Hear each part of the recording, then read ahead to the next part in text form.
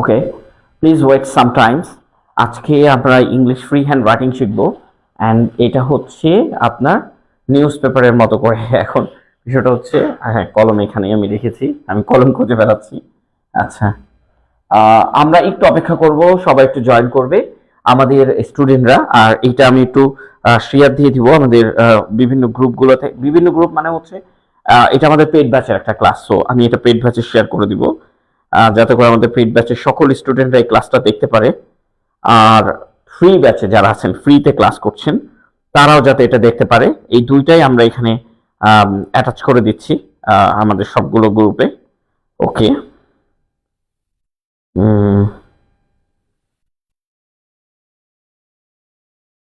একটু অপেক্ষা করবেন। এই তো,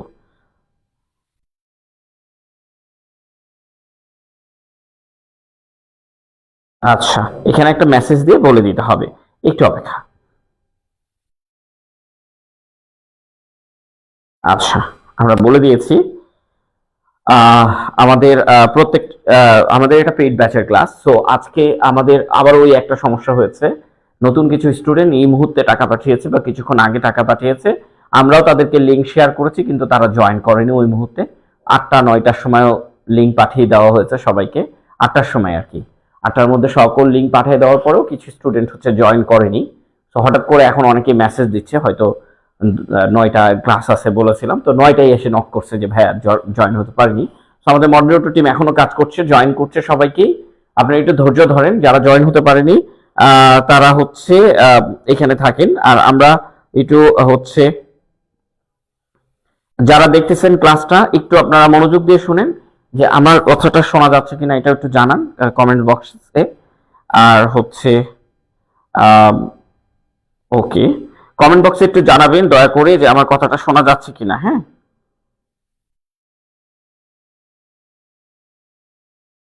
ওকে, আমরা আমাদের ক্লাসটা শেয়ার দিয়ে দিলাম, যাতে করে সকল স্টুডেন্টরা আমাদের চলে আসতে পারে। ওকে, এই ব্যাচের এই ন্যারেশন দিয়ে ইংলিশ ফ্রি হ্যান্ড রাইটিং ক্লাসটা কিন্তু আমরা আগেও করিয়েছি, আপনারা জানেন কিনা জানি না। এই ন্যারেশন দিয়ে ইংলিশ ফ্রি হ্যান্ড রাইটিং ক্লাসটা কিন্তু আমরা আমাদের আগের ব্যাচের স্টুডেন্টদেরকেও করিয়েছি। হ্যাঁ, সো এখন আপনাদেরকে করাচ্ছি, আপনারাও করেন, ইনশাল্লাহ ভালো লাগবে। আর আগের ব্যাচে যারা আছেন তারাও করেন, তাদের ব্যাচেও আমরা শেয়ার করে দিয়েছি আমাদের এই ক্লাসটি। একটু আগে শেয়ার করে দেওয়া হয়েছে। ওকে, আমাদের এই ব্যাচের ক্লাসটাও শেয়ার করে দেওয়া হচ্ছে। সো আসেন আমরা শুরু করি, এবং আমরা কতজন আছে আমাদের এই ক্লাসে একটু কমেন্টস করে জানান যে আমার কথা সাউন্ড শোনা যাচ্ছে কিনা। আচ্ছা, দেখেন, আমি আপনাদেরকে গতদিন একটা কথা বলেছিলাম। কথাটা ছিল এরকম যে ভাই, আপনি যখন রাইটিং শিখবেন, ইংলিশ রাইটিং শিখবেন, যদি আপনাকে যারা স্ট্রাকচার শেখায় তাদের কাছে যদি আপনি ইংলিশ রাইটিং শিখতে চান, তাহলে কোনোদিন আপনি রাইটিং শিখতে পারবেন না। স্ট্রাকচার যেটা আছে, একজন আবার আমাকে করে বলতেছে, স্ট্রাকচার যেটা আছে এটা দিয়ে রাইটিং শেখা পসিবল না। কারণ কেন? স্ট্রাকচার, অনেক স্ট্রাকচার, স্ট্রাকচার কোনোদিন শেষ হবে না। বুঝতে পারছেন? ধরেন 1000 আপনি স্ট্রাকচার শিখলেন, আর আপনাকে একটা লাইন দেওয়া হলো যে এই লাইনটা আপনি করে দেখান, আপনি পারবেন না। কেন? কারণ আপনার মাথায় 1000 স্ট্রাকচার আছে, কোন স্ট্রাকচারটা অ্যাপ্লাই হবে এটা আপনি জানেন না, বিকজ এইটার স্ট্রাকচার নাই। স্ট্রাকচার সবসময় একটাই থাকবে, সেটা হচ্ছে সাবজেক্টের পরে ভার্ব। এটাই আমার স্ট্রাকচার, আর কোনো স্ট্রাকচার আমার নাই, আর কোনো স্ট্রাকচার আমার নেই, এবং এটা ফলো করতে হয় না রাইটিং লেখার ক্ষেত্রে। এবং আমরা এখান থেকে আজকে আমরা কি দিয়ে শিখবো? ন্যারেশন দিয়ে ইংলিশ ফ্রি হ্যান্ড রাইটিং শিখি, এই ক্লাসটা করব। ফলে আমার ন্যারেশনটাও কমপ্লিট হয়ে যাচ্ছে, পাশাপাশি এই ন্যারেশন দিয়ে আমার ফ্রি হ্যান্ড রাইটিংটাও শেখা হয়ে যাচ্ছে। আরেকটা কি জিনিস শেখা হয়ে যাচ্ছে, যে আমরা একটা টপিক শেষ করছি যে গণতন্ত্র কি সর্বোত্তম শাসন ব্যবস্থা। এইটা কিন্তু এখন আপনাদের পরীক্ষাতে একটা হট টপিকস। আপনারা জানেন কিনা জানি না, কিন্তু সামনে যে পরীক্ষাগুলো আসবে সেগুলো হচ্ছে গণতন্ত্র রিলেটেড অথবা ইউথ রিলেটেড, এইগুলোই আসতে থাকবে। আপনারা যারা পরীক্ষা দিচ্ছেন রিসেন্টলি, তারাও বিভিন্ন জায়গায় এগুলো দেখতে পাচ্ছেন। সো এইখানে আমরা এটার ইংলিশটা লিখে দিয়েছি, is democracy the best form of governance, মানে গভর্নমেন্টের মানে হচ্ছে শাসন ব্যবস্থা, গণতন্ত্র কি সর্বোত্তম শাসন ব্যবস্থা নাকি, এইটা। এখন এইটা যখন রাইটিংটা শিখবেন, তখন আপনার অনেকগুলো প্রবলেম দেখা দিবে। লাইক অফ দ্যাট, যে আপনার কিছু গ্রামাটিক্যাল সমস্যা থাকতে পারে, এই ক্লাসের মাধ্যমে আমরা সেটা সমাধান করে নিব। আমরা এখান থেকে অনেকজনকে দেখতে পাচ্ছি। আহ আচ্ছা, শোনা যাচ্ছে অনেক পরিচিত অপরিচিত মুখকেও দেখা যাচ্ছে এখানে। আচ্ছা, অনেকেই সালাম দিয়েছেন, আসসালামু আলাইকুম। ওয়ালাইকুম আসসালাম, খুবই দারুণ। আর এইভাবে আপনারা হচ্ছে আমাদের জন্য দোয়াটা করবেন। পেজে আসছি কারণ আমার মডারেটর এখনো কাজ করে যাচ্ছে, মডারেটরকে কাজ দিয়ে এসেছে আপনাদের সাথে ক্লাস নিতে। তো আসেন, আজকে আমরা এই গুরুত্বপূর্ণ ইংলিশ রাইটিংটা একটু শেখার চেষ্টা করি, যেহেতু সবার জন্য ফ্রি দেওয়া হইলো। এবং এখানে আমরা আজকে কি করব, ন্যারেশন শিখবো। আমাদের কিন্তু ন্যারেশনের এই বেসিক ক্লাসগুলো কিন্তু আপনাদেরকে দিয়ে দেওয়া হয়েছে। যারা ক্লাস করেননি, পেইড ব্যাচে যারা আছেন ক্লাস করেননি, এই বেসিক ক্লাসগুলো একটু করবেন, কারণ একটা বেসিক ক্লাস আর একটা হচ্ছে রাইটিং ক্লাস। এইটা হচ্ছে গ্রামার ক্লাস, যেটা আমাদের হয়ে গেছে মাশাআল্লাহ। এখন আমরা কি করব, রাইটিং ক্লাসে ফিরবো। এখন অনেকেই বলতে পারে, ভাই আমি আসলে ন্যারেশনের বেসিক ক্লাস করিনি, আমি এখন রাইটিং ক্লাস করতে পারবো কি পারবো না? আপনি পারবেন, কোনো সমস্যা নেই, কিন্তু যদি আপনি বেসিকটা করে আসেন তাহলে আরো ভালো পারবেন, এটাই বলছি। দুইটাই হবে, ওকে। এখন আসেন ন্যারেশন দিয়ে ইংলিশ ফ্রি হ্যান্ড রাইটিং শিখি, যে গণতন্ত্র কি, শাসন ব্যবস্থা নাকি। একটা করে লাইন ধরবো এবং আমরা এটাকে গ্রহণযোগ্যতায় নিয়ে আসবো, সবকিছু নিয়ে আসবো। তো আমাদের প্রথম লাইনটা কি ছিল, গণতন্ত্র এমন একটি শাসন ব্যবস্থা যেখানে রাষ্ট্র ক্ষমতার মূল উৎস এই ব্যবস্থা। এখন আসেন আমরা এই লাইনটা আগে একটু নরমালাইজ করে ইংলিশ রাইটিং শিখি। কি শিখবো? ইংলিশ রাইটিং, কোনো ন্যারেশন শিখবো না, আগে ইংলিশ রাইটিং শিখবো, তারপরে ন্যারেশনে অ্যাপ্লাই করে দেখবো। তো চলেন আগে এটা রাইটিংটা করে নিই, তারপরে ন্যারেশনে অ্যাপ্লাই করব। দেখেন, গণতন্ত্র এমন একটি শাসন ব্যবস্থা যেখানে জনগণই রাষ্ট্র ক্ষমতার মূল উৎস। সো আমার এই জায়গায় একটা কমা আছে, তার মানে এইটা একটা হচ্ছে সেন্টেন্স, আর কমার পরে আরেকটা সেন্টেন্স। কি কমার পরে কয়টা সেন্টেন্স? আরেকটা সেন্টেন্স। এখন আপনি যদি এইটা পড়েন যে ডিপেন্ডেন্ট ক্লজ, ইন্ডিপেন্ডেন্ট ক্লজ, এইগুলো যদি করতে থাকেন আপনি গ্রামারের মধ্যেই পড়ে থাকবেন। সো আমি দেখেন আপনাকে ডিপেন্ডেন্ট ইন্ডিপেন্ডেন্ট ক্লজ একবারে শেখাই দিই। এই যে দেখেন এই ক্লজ মার্কার গুলো আছে, ক্লজ মার্কার যার সাথে আছে সেটাই ডিপেন্ডেন্ট ক্লজ। ক্লজ মার্কার যার সাথে আছে সেটা ডিপেন্ডেন্ট ক্লজ, আর ক্লজ মার্কার যার সাথে নাই সেটা হচ্ছে ইন্ডিপেন্ডেন্ট ক্লজ। তার মানে এটা ইন্ডিপেন্ডেন্ট ক্লজ, এটা ক্লজ মার্কার। এটা যারা আমাদের complex sentence English free hand writing এর ক্লাস দেখেছেন তারা সবাই জানেন। সো এটা সহজে এই জিনিসটা আপনি ডিপেন্ডেন্ট ইন্ডিপেন্ডেন্ট দিয়ে কেন পড়বেন, এগুলা পড়ার দরকার নাই। আপনারা কি করবেন, এখন রাইটিং লিখবেন। তার মানে এইটা একটা হচ্ছে আমার সেন্টেন্স।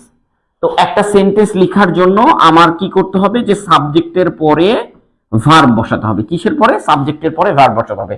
এখন আপনি এই দুইটাকে একটা অ্যাটাচমেন্টে ধরে নেন, যে এইগুলা হচ্ছে সুপার গ্লু আঠা দিয়ে লাগানো। এই সুপার গ্লু আঠা দিয়ে লাগানো এইটাকে যেখানে সেখানে বসাতে পারবেন, সেন্টেন্সের যে কোনো জায়গায় বসাতে পারবেন।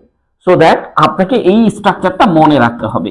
বাকি এখান থেকে আমরা ভোকাবুলারি গুলো শিখে নিব। দেখেন, গণতন্ত্রের ইংলিশ আমরা সবাই জানি ডেমোক্রেসি।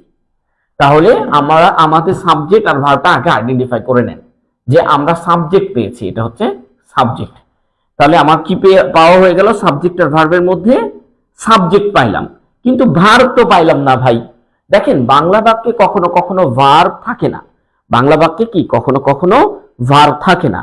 যখন ভার্ব থাকে না তখন আমরা কি করি, এম, ইজ অথবা আর, এই তিনটার মধ্যে একটা লিখে ফেলি। আর আপনি যদি নিউজ পেপার গুলোর মতন করে লিখতে, তাহলে সকল নিউজ পেপার মতন করে লিখতে চান, তাহলে ইজের জন্য আপনাকে বসাতে হবে রিমেইনস, আর আর এর জন্য আপনাকে বসাতে হবে রিমেইন।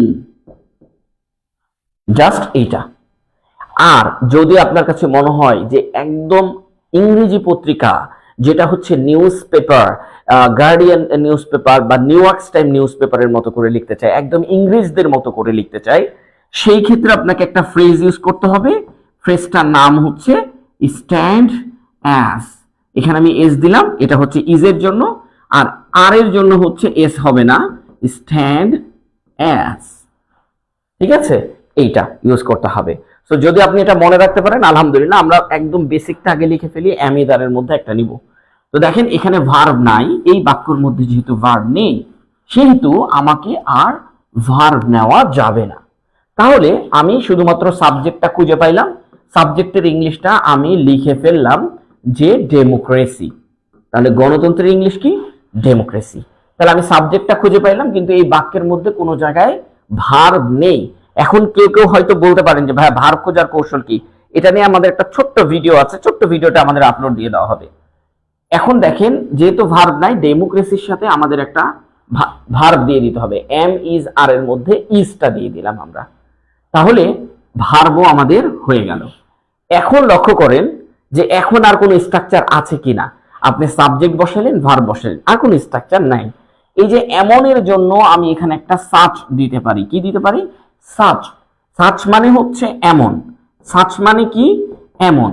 আর সাচ অ্যাজ যেটা আছে, সাচ অ্যাজ যেটা আছে সেটার অর্থ হচ্ছে যেমন। তো এটা আপনাকে নোট করে নিতে হবে। তো সাচ বসাইলাম। একটির ইংলিশ কি? আ। একটির ইংলিশ কি? আ। আর শাসন ব্যবস্থার ইংলিশ কি? Such a. ধরেন শাসন ব্যবস্থার ইংলিশ আপনি অনেকভাবে বসাতে পারেন, আমরা একভাবে বসাই, গভর্নেন্স। Such a governance. এইটা কোথা থেকে পাইলাম? এই যে দেখেন এখানে আমাদের একদম প্রথম যেই শীটটা ছিল সেই শীটে যদি আমরা একটু চলে যাই, এই যে দেখেন এখানে ছিল গভর্নেন্স। এই যে দেখেন একদম এইখানে, এই যে দেখেন গভর্নেন্স, এইখান থেকে আমরা এটা নিয়ে আসলাম। ঠিক আছে, সাচ আ গভর্নেন্স। আচ্ছা, এখানে such a system of governance then. হ্যাঁ, কারণ শুধু গভর্নেন্স দিলে আসলে শাসন ব্যবস্থা হয় না, শাসন হয়। Such a system of governance then. হ্যাঁ, আচ্ছা আমরা একটু যাই, আরেকবার লিখে দিচ্ছি আপনাকে। হ্যাঁ, আপনি ভয় পাওয়ার কোনো দরকার নেই, আমরা আরেকবার লিখে দিচ্ছি। ওকে, এখানে লক্ষ্য করেন। হ্যাঁ, এখানে লক্ষ্য করেন, এইটা আপনার দিলে হবে না, সাচ। আচ্ছা, সাচ আ সিস্টেম দেন, কারণ দেখেন শাসন ইংলিশ হচ্ছে গভর্নেন্স, বাট ব্যবস্থা ইংলিশ কিন্তু আপনি লিখেননি। এই জন্য আমাকে কি করতে হবে? Such a system of, system মানে ব্যবস্থা, আর গভর্নেন্স মানে হচ্ছে শাসন ব্যবস্থা। ঠিক আছে, governance, governance, governance, not governments. Okay, governance. Okay, such a system of governance. Okay, এখন এখানে কি আছে? এই যে কমা আছে, আমি এখানে কমা দিয়ে দিলাম। আপনি যত জায়গায় রাইটিং পরীক্ষা দিতে যাবেন, আমি অনেক জায়গায় রাইটিং পরীক্ষা দিয়েছি, অনেক জায়গায়, আইএসএ বলেন, বিসিএস এ বলেন, ব্যাংকে বলেন, হাই হাই ভোল্টেজ গুলোতে আমি রাইটিং পরীক্ষা দিয়েছি। আমি কখনো স্ট্রাকচার দিয়ে রাইটিং পরীক্ষা দিইনি, এবং আমি বিশ্বাস করি যারা চাকরি পেয়েছে তারা কেউ স্ট্রাকচার দিয়ে রাইটিং পরীক্ষা দেয়নি। ঠিক আছে, তো স্ট্রাকচার একটাই রেখেছি, সেটা হচ্ছে সাবজেক্ট প্লাস ভার্ব। পরবর্তীতে এটাও আপনার মনে রাখতে হবে না, আপনি লিখতে পারবেন। এখন এখানে কি আছে? এখন এখানে লিখে আছে যেখানে। যেখানে ইংলিশ আমাদের হোয়ার, হোয়ার মানে হচ্ছে যেখানে। তারপরে কি দেখেন? জনগণই। তাহলে আমরা এখানে জনগণ ইংলিশ, এখানে পিপল, হোয়ার। আচ্ছা, জনগণই যেহেতু নির্দিষ্ট করে বলেছে, দেখেন এখানে জনগণই, সরি এখানে জনগণই, তার মানে আমরা এখানে একটা দিয়ে দিলে ভালো লাগবে, হোয়ার দ্য পিপল, দেখেন জনগণই, তার মানে নির্দিষ্ট করে বলার জন্য আমি এখানে দিয়ে দিয়েছি। দিয়ে না দিলেও ভুল হবে না, বাট হোয়ার দ্য পিপল এটা দিলেও হবে। হ্যাঁ, আচ্ছা, রাষ্ট্র ক্ষমতার মূল উৎস।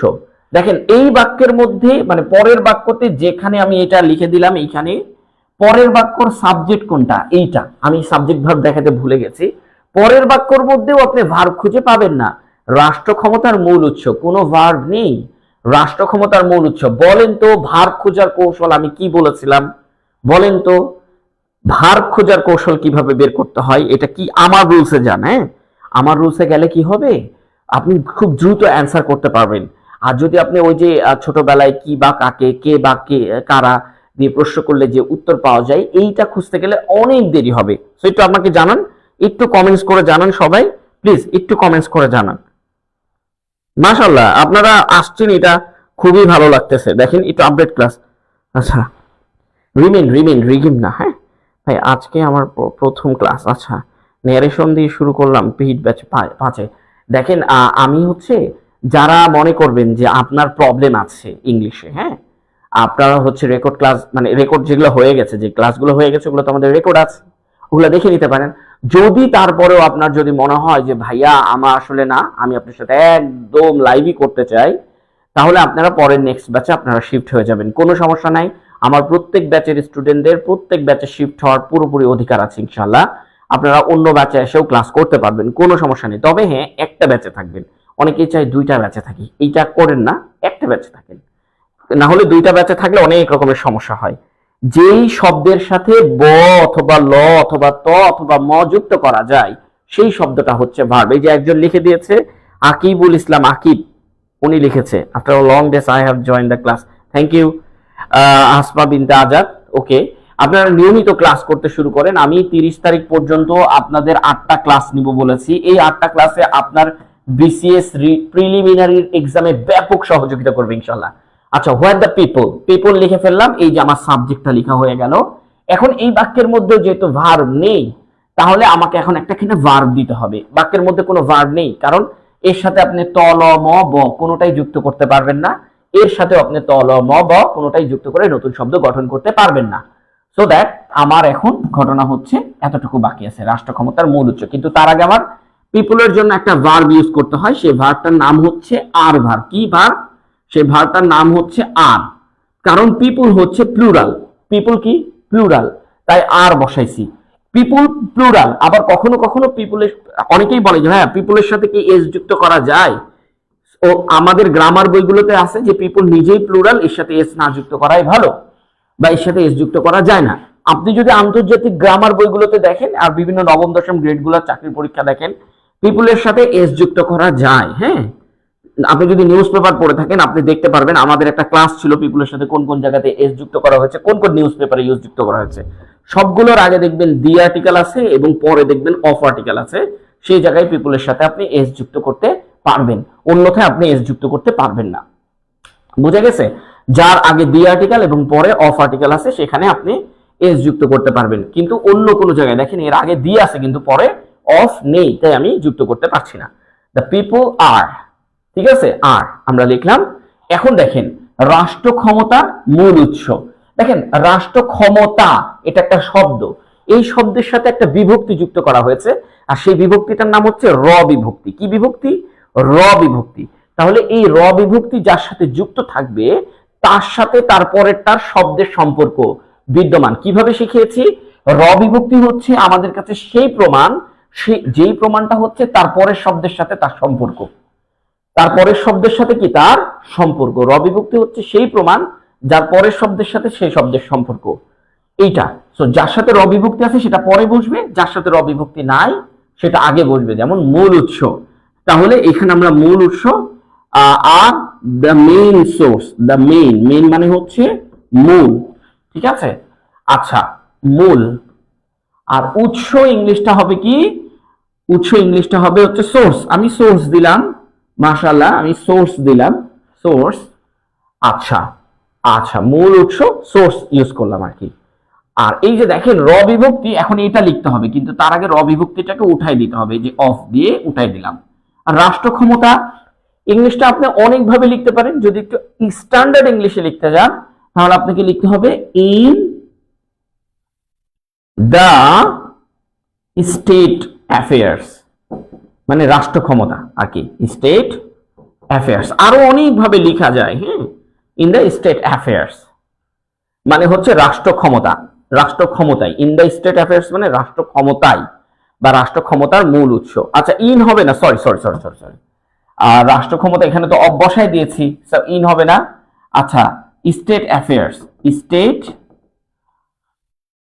আচ্ছা, রাষ্ট্র ক্ষমতার মূল উৎস, ক্ষমতার ইংলিশ বলছে। আচ্ছা, সোর্স অফ পাওয়ার, আচ্ছা, রাষ্ট্র ক্ষমতা, source of power, source of power then, হ্যাঁ, সোর্স অফ পাওয়ার মানে হচ্ছে মূল উৎস, এটা মানে হচ্ছে ক্ষমতার মূল উৎস। কি ক্ষমতার মূল উৎস? রাষ্ট্র ক্ষমতার। তাহলে ইন দ্য স্টেট, এই যে এইভাবে দেন, ইন দ্য স্টেট, সরি একটু মানে ইয়া হয়ে গেল, in the state, in the state affair, state affair এইভাবে দিতে পারেন, ঠিক আছে, ইন দ্য স্টেট অ্যাফেয়ার, এইভাবে আপনি এটাকে কালেক্ট করতে পারেন, ঠিক আছে, ইন দ্য স্টেট অ্যাফেয়ার্স। আচ্ছা, কেউ যদি না বুঝে থাকেন তাহলে একটু আমাদেরকে জানাবেন।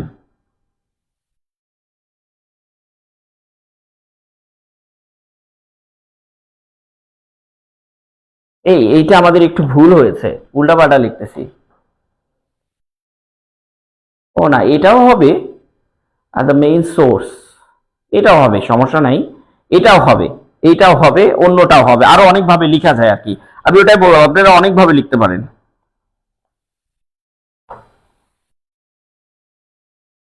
আচ্ছা, আমরা এইভাবে লিখলাম যে ওই যে রাষ্ট্র ক্ষমতার মূল উৎস আর the main source of power in the state affair, মানে রাষ্ট্র ক্ষমতার মূল উৎস, এইভাবে লিখলাম আর কি। আচ্ছা, এখন কি কারো প্রশ্ন আছে যে কোনোটা বুঝতে পারেননি? কারো যদি প্রশ্ন থাকে একটু কমেন্ট বক্সে জানান। আচ্ছা আচ্ছা, কমেন্ট বক্সে জানান। এখানে আমি দেখলাম অনেকেই আচ্ছা জয়েন করেছেন, একটু কমেন্ট বক্সে জানাবেন। ওকে, আমাদের ফার্স্ট এইটা আমাকে একটু বিধ্বস্ত লাগতেছে, তাই না? এটা স্বাভাবিক, পরিশ্রম করলে বিধ্বস্ত লাগে। আচ্ছা, মাথাটাও ব্যথা করতেছে, এটা হয়, এটা প্রতিদিন কাজের চাপ আর কি থাকেই। আচ্ছা, চাপ নিতেও ভালো লাগে, অবসর বসে থাকতে ভালো লাগে না, এটা সত্য কথা। এখন দেখেন, আমরা এই সেন্টেন্সটা লিখলাম, ঠিক আছে? এখন এইটা একটা নর্মাল সেন্টেন্স। আপনি যদি নর্মাল সেন্টেন্সকে ডিরেক্ট ন্যারেশন, এটা একটা ডিরেক্ট ন্যারেশন। কেন ডিরেক্ট ন্যারেশন? কারণ এখানে ইট ইজ সেড দ্যাট, হ্যানম্যান ত্যান, এগুলো কোনো কিছু নাই।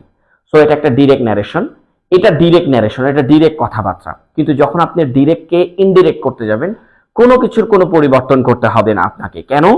দেখেন, যদি আপনি দুইজন মানুষের মধ্যে গল্প, আপনার যদি গল্পগুলো হয়, মানে স্টোরি বা হিস্ট্রি বা গল্পগুলোকে ন্যারেশন করতে যান, তখন টেন্সের পরিবর্তন হয়। বাট এখানে কোনো টেন্সের পরিবর্তন হবে না।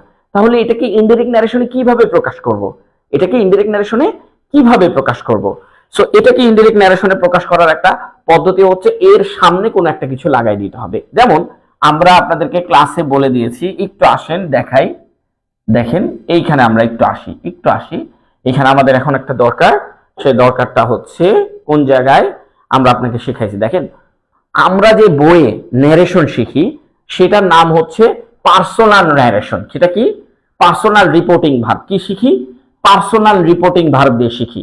যেখানে একজন ব্যক্তি এই কথাটা বলেছে, ধরেন আপনার লেখা থাকবে যে হি সেইড, কি লেখা থাকবে? হি সেইড, অথবা শি সেইড, সেইড, এই কথাগুলো লেখা থাকবে। তারপরে হচ্ছে টোল্ড, ধরেন এই কথাগুলো লেখা থাকবে। কিন্তু যখন এই কথাগুলো লেখা থাকবে না, তখন আমাকে ইমপার্সোনাল রিপোর্টিং ভার্বগুলোকে নিয়ে আসতে হবে। এগুলো আপনার ইচ্ছা, কিন্তু এগুলো আপনাকে মুখস্থ রাখতে হবে। যেমন ধরেন এখানে কি বলছে, ইট ইজ সেড দ্যাট, মানে এটা বলা হয় যে। কারণ দেখেন, ওই যে বাক্যটাতে লিখলাম ওই কথাটা কে বলেছে বলেন তো? কেউ বলেছে? কেউ বলেছে? বলা নাই। ইট ইজ রিপোর্টেড দ্যাট, মানে প্রতিবেদন বলা হয় যে। ইট is believe that, it is non that, এটা সবার জানা আছে যে। ইট ইজ থট দ্যাট, এটা ভাবা হয় যে। ইট ইজ হোপ দ্যাট, এটা আশা করা হয় যে। ইট ইজ এক্সপেক্টেড দ্যাট, এটাও আশা করা হয় যে বা প্রত্যাশা করা হয়। It is assume that, it is allege that, and it is consider that, বিবেচনা করা হয় যে। এগুলো কখন? যখন হি সেড অথবা শি সেড লেখা থাকবে না। যেমন আমরা যে বাক্যটা লিখেছি সেই বাক্যের মধ্যে কোনো একটা জায়গায় হি সেড বা শি সেড কথাটা আছে কিনা? নাই। তার মানে এটা কি? Impersonal reporting verb. এখানে কোনটার পরিবর্তন করতে হবে? এইখানে শুধুমাত্র পরিবর্তন করতে হবে, এটার আগে একটা কি দিতে হবে যে ইট ইজ কি? Said that, it is said that, মানে কি? এটা বলা হয় যে। It is said that, he said বা শি সেইড নাই আমাদের পরীক্ষায়। শুধু এই বাক্যটার আগে ইট ইজ সেইড দ্যাটটা যুক্ত করে দিতে হবে। তারপরে এই বাক্যটা লিখতে হবে, এটা স্মল লেটারে লিখতে হবে, ডি, এটা স্মল লেটারে লিখতে হবে। আরেক জায়গার একটা পরিবর্তন যেটা আমাদের গ্রামার বইগুলোতে নাই, সেটা হচ্ছে এই যে হোয়ার। হোয়ারের পরিবর্তন কিভাবে করতে হয়? এই আর কোনো কিছুর পরিবর্তন করতে হবে না, কারণ এগুলা চিরন্তন সত্য, তাই টেন্সের পরিবর্তন করতে হবে না। এটা যদি গল্প হইতো তাহলে আমরা টেন্সের পরিবর্তন করতাম, ওয়াজ দিতাম, কিন্তু এখানে ওয়াজ দিতে হবে না, কারণ এটা চিরন্তন সত্য। এটা একটা ন্যাচারাল বাক্য, ন্যাচারাল বাক্যের কোনো কিছু পরিবর্তন করতে হয় না। ইট ইজ সেড দ্যাট, বাকি যেটা আছে সেটা সেভাবেই লিখবেন। শুধু এইখানে যে হোয়াটটা লিখলেন, এটার একটা পরিবর্তনের জন্য আপনাকে ইন হুইচ লিখতে হবে। এই জায়গায় ধরেন এখানে লিখলাম ইট is said that democracy is such a system of governance in which that, কি লিখতে হবে? In which that, in which that the people are the main source of power in the state affairs, শুধু in which that এই জায়গাটাতে লিখতে হবে। আর শুরুতে it is said that বা it is reported that, it is known that, মানে এগুলো আপনি লিখতে পারবেন, ঠিক আছে? it is believed that, it is emphasized that, it is thought that, it is expected that, যা ইচ্ছা আপনি লিখবেন, কিন্তু আপনাকে ইম্পার্সোনালের কিছু ফ্রেজ মুখস্থ রাখতে হবে। যেমন ধরেন আমরা যদি এইখানে আসি, এইখানে দেখেন হি সেড দ্যাট, তার মানে এটা পার্সোনাল রিপোর্টিং ভার্ব, তাই না? বলেন এটা কি পার্সোনাল রিপোর্টিং ভার্ব।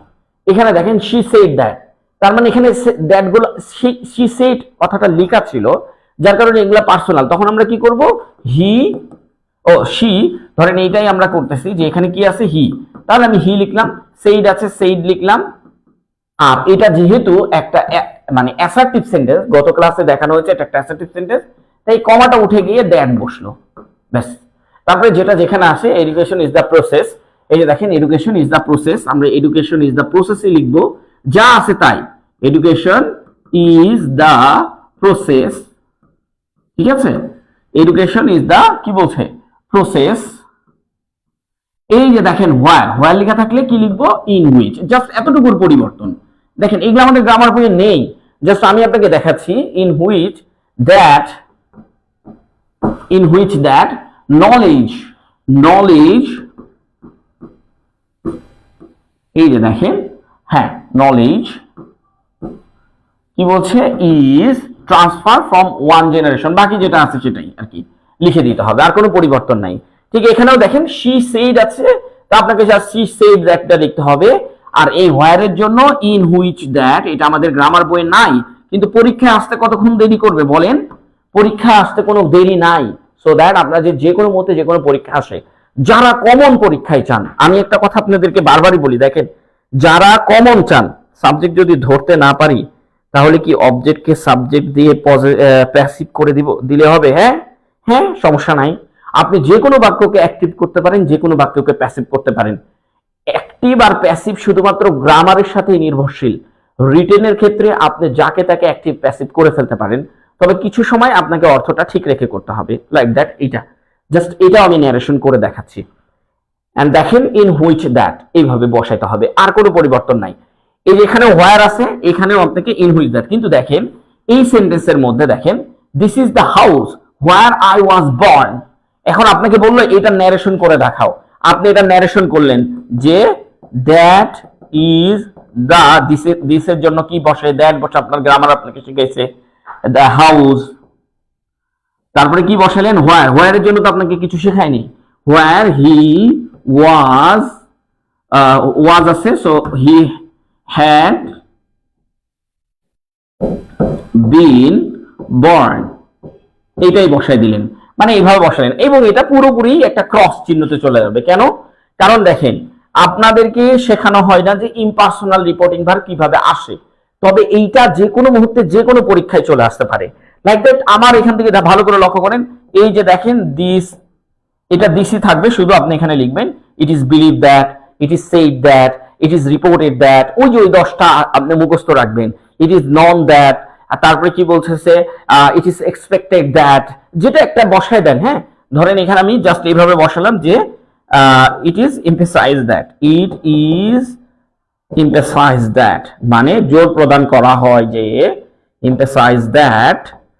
এই যে দেখেন আধুনিক ইংলিশের মধ্যে ঢুকে গেছি, ইট ইজ এমফেসাইজ দ্যাট, এটা জোর প্রদান করা হয় যে আচ্ছা দিস ওয়াজ দ্য হাউস, আচ্ছা দিস ওয়াজ দ্য হাউস, আচ্ছা that was the house, it is emphasise that, আচ্ছা this is emphasise that this was the house. আচ্ছা where he was born, where he was born, দেখেন এগুলা পরিবর্তন করছে কি করে, দেখেন এই যে দেখেন আই থাকলে কি হবে, থার্ড পারসন, আই থাকলে কি হবে, থার্ড পারসন, হি অথবা শি বসাতে হবে। গত ক্লাসে দেখিয়েছি, যারা দেখেননি তারা দেখবেন। হ্যাঁ, হি অথবা শি, আই থাকলে কি বসাতে হবে, হি অথবা শি, এটা একদম ইজি ভাবে বসাই দিয়েছি আপনাদেরকে। কোনটা থাকলে, যেমন মাই থাকলে কি বসাতে হবে, হিজ অথবা হার, এগুলো এইভাবেই শিখবেন, এগুলো এইভাবে শিখবেন। মাই থাকলে সাবজেক্ট দেখতে হবে, সাবজেক্টের অবজেক্ট কি, অবজেক্টে অনুযায়ী সাবজেক্ট বসাতে হবে। এইভাবে ন্যারেশন শিখতে গেলে, ওই ওর্ডার মধ্যে পড়ে থাকতে গেলে পরীক্ষার হলে পারবেন না, কারণ পরীক্ষার হলে সব মনে থাকে না। পরীক্ষার হলে যেটা মনে থাকে, ধরেন মাই আছে, মাই থাকলে হিজ অথবা হার, এতটুকুই মনে থাকে, এর বেশি মনে থাকে না। সো এক্সাম হলে এই জিনিসগুলোকে দিস থাকলে দ্যাট হবে, এই যে দেখেন দিস থাকলে দ্যাট হবে, এরকম আর কি। ঠিক আছে স্যার, আমরা নতুনরা পিডিএফ কোথা থেকে নিব? প্রত্যেকটা ক্লাসের উপরেই পিডিএফ লিংক দেওয়া আছে। সি মোর অপশনে দেখবেন প্রথমে ক্লাসের হেডলাইন আছে, এই যে হেডলাইন, হেডলাইনের নিচে দেখবেন সি মোর, কারো কারো সি মোর দেখাবে, সিমোরের উপর ক্লিক করলে নিচেই দেখবেন পিডিএফ লিঙ্ক, আপনার ওখানে লিখে আছে পিডিএফ ডট লিঙ্ক এরকম, ঠিক আছে? এইভাবে আপনি এটা কালেক্ট করবেন। আচ্ছা, এখন দেখেন এই যে হোয়ার, শুধু হোয়ার শিখলে কি হবে? শুধু হোয়ার শিখলে কি হবে? আপনাকে হোয়েন শিখতে হবে না, আপনাকে প্লেস হোয়েন শিখতে হবে। হোয়াই থাকলে কি হবে, মাঝখানে সেন্টেন্সের মাঝখানে হোয়াই থাকলে কি হবে, হাউ থাকলে কি হবে, হোয়াট থাকলে কি হবে, এগুলো আপনাকে মুখস্থ রাখতে হবে। এখন এটা মুখস্থ রাখতে পারলে আপনার আইবিএ বলেন, বিআইবিএম এর থেকে যেগুলো পরীক্ষা হয়, এফবিএস এর যেগুলো পরীক্ষা হয়, এগুলোও পারবেন, সাথে সাথে আপনি আধুনিক ইংলিশ রাইটিং এর সাথেও পরিচিত হতে পারবেন। লাইক দ্যাট, হোয়াট থাকলে কি হবে, ইন হুইচ, এগুলো আইএসও শেখানো হয় না, মাথায় রাখেন। হোয়েন থাকলে কি হয়, অন হুইচ অথবা অ্যাট হুইচ, ঠিক আছে? হোয়েন থাকলে কি হয়, অন হুইচ অথবা অ্যাট হুইচ। অ্যাট গুলো কোন জায়গায়, ছোট স্থান, যেমন মোমেন্ট, ইভেন্ট, এগুলোর জায়গায় অ্যাট ইউজ করা হবে। ডেট, শুধু ডে এর আগে অন ইউজ করবেন। হোয়াই থাকলে কি হয়, ফর হুইচ, হোয়াই থাকলে কি হয়, ফর হুইচ। একটু মনে রাখবেন, হোয়ার থাকলে ইন হুইচ, হোয়াই থাকলে ফর হুইচ, জাস্ট এটা মনে রাখতে পারলে আলহামদুলিল্লাহ সব ঠিক। হাউ থাকলে কি হবে, হাউ থাকলে হবে ইন, সরি, আচ্ছা, ইন দা ওয়ে, আচ্ছা আচ্ছা, the way in which, how থাকলে কি হবে, in way, sorry, the way in which, এটা আমারও মনে থাকে না, সো দ্যাট এরকম হচ্ছে, দা ওয়ে ইন হুইচ।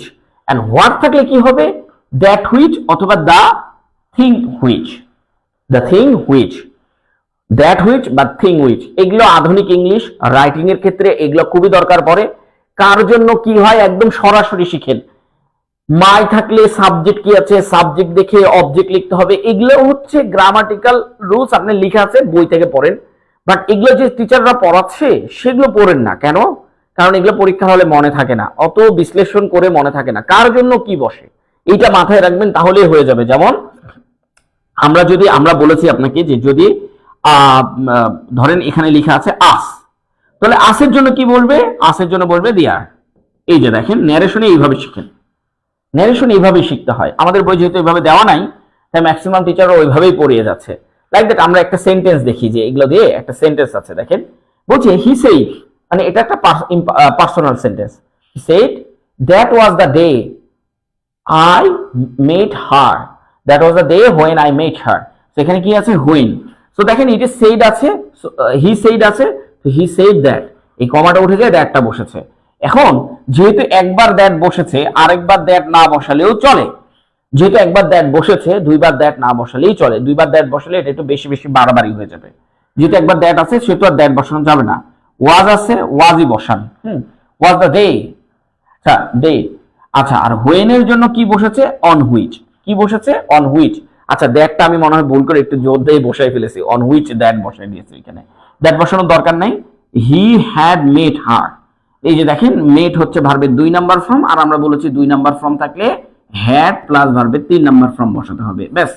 তাহলে এখানে কি হলো, মেট হচ্ছে 2 নাম্বার, আর হ্যাড প্লাস ভি3 বসে গেল। এই যে হ্যাড প্লাস ভার্বের 3 নাম্বার ফর্ম এইভাবে বসে গেল। প্রথম ক্লাস আমরা আপনাকে দেখিয়ে দিয়েছি।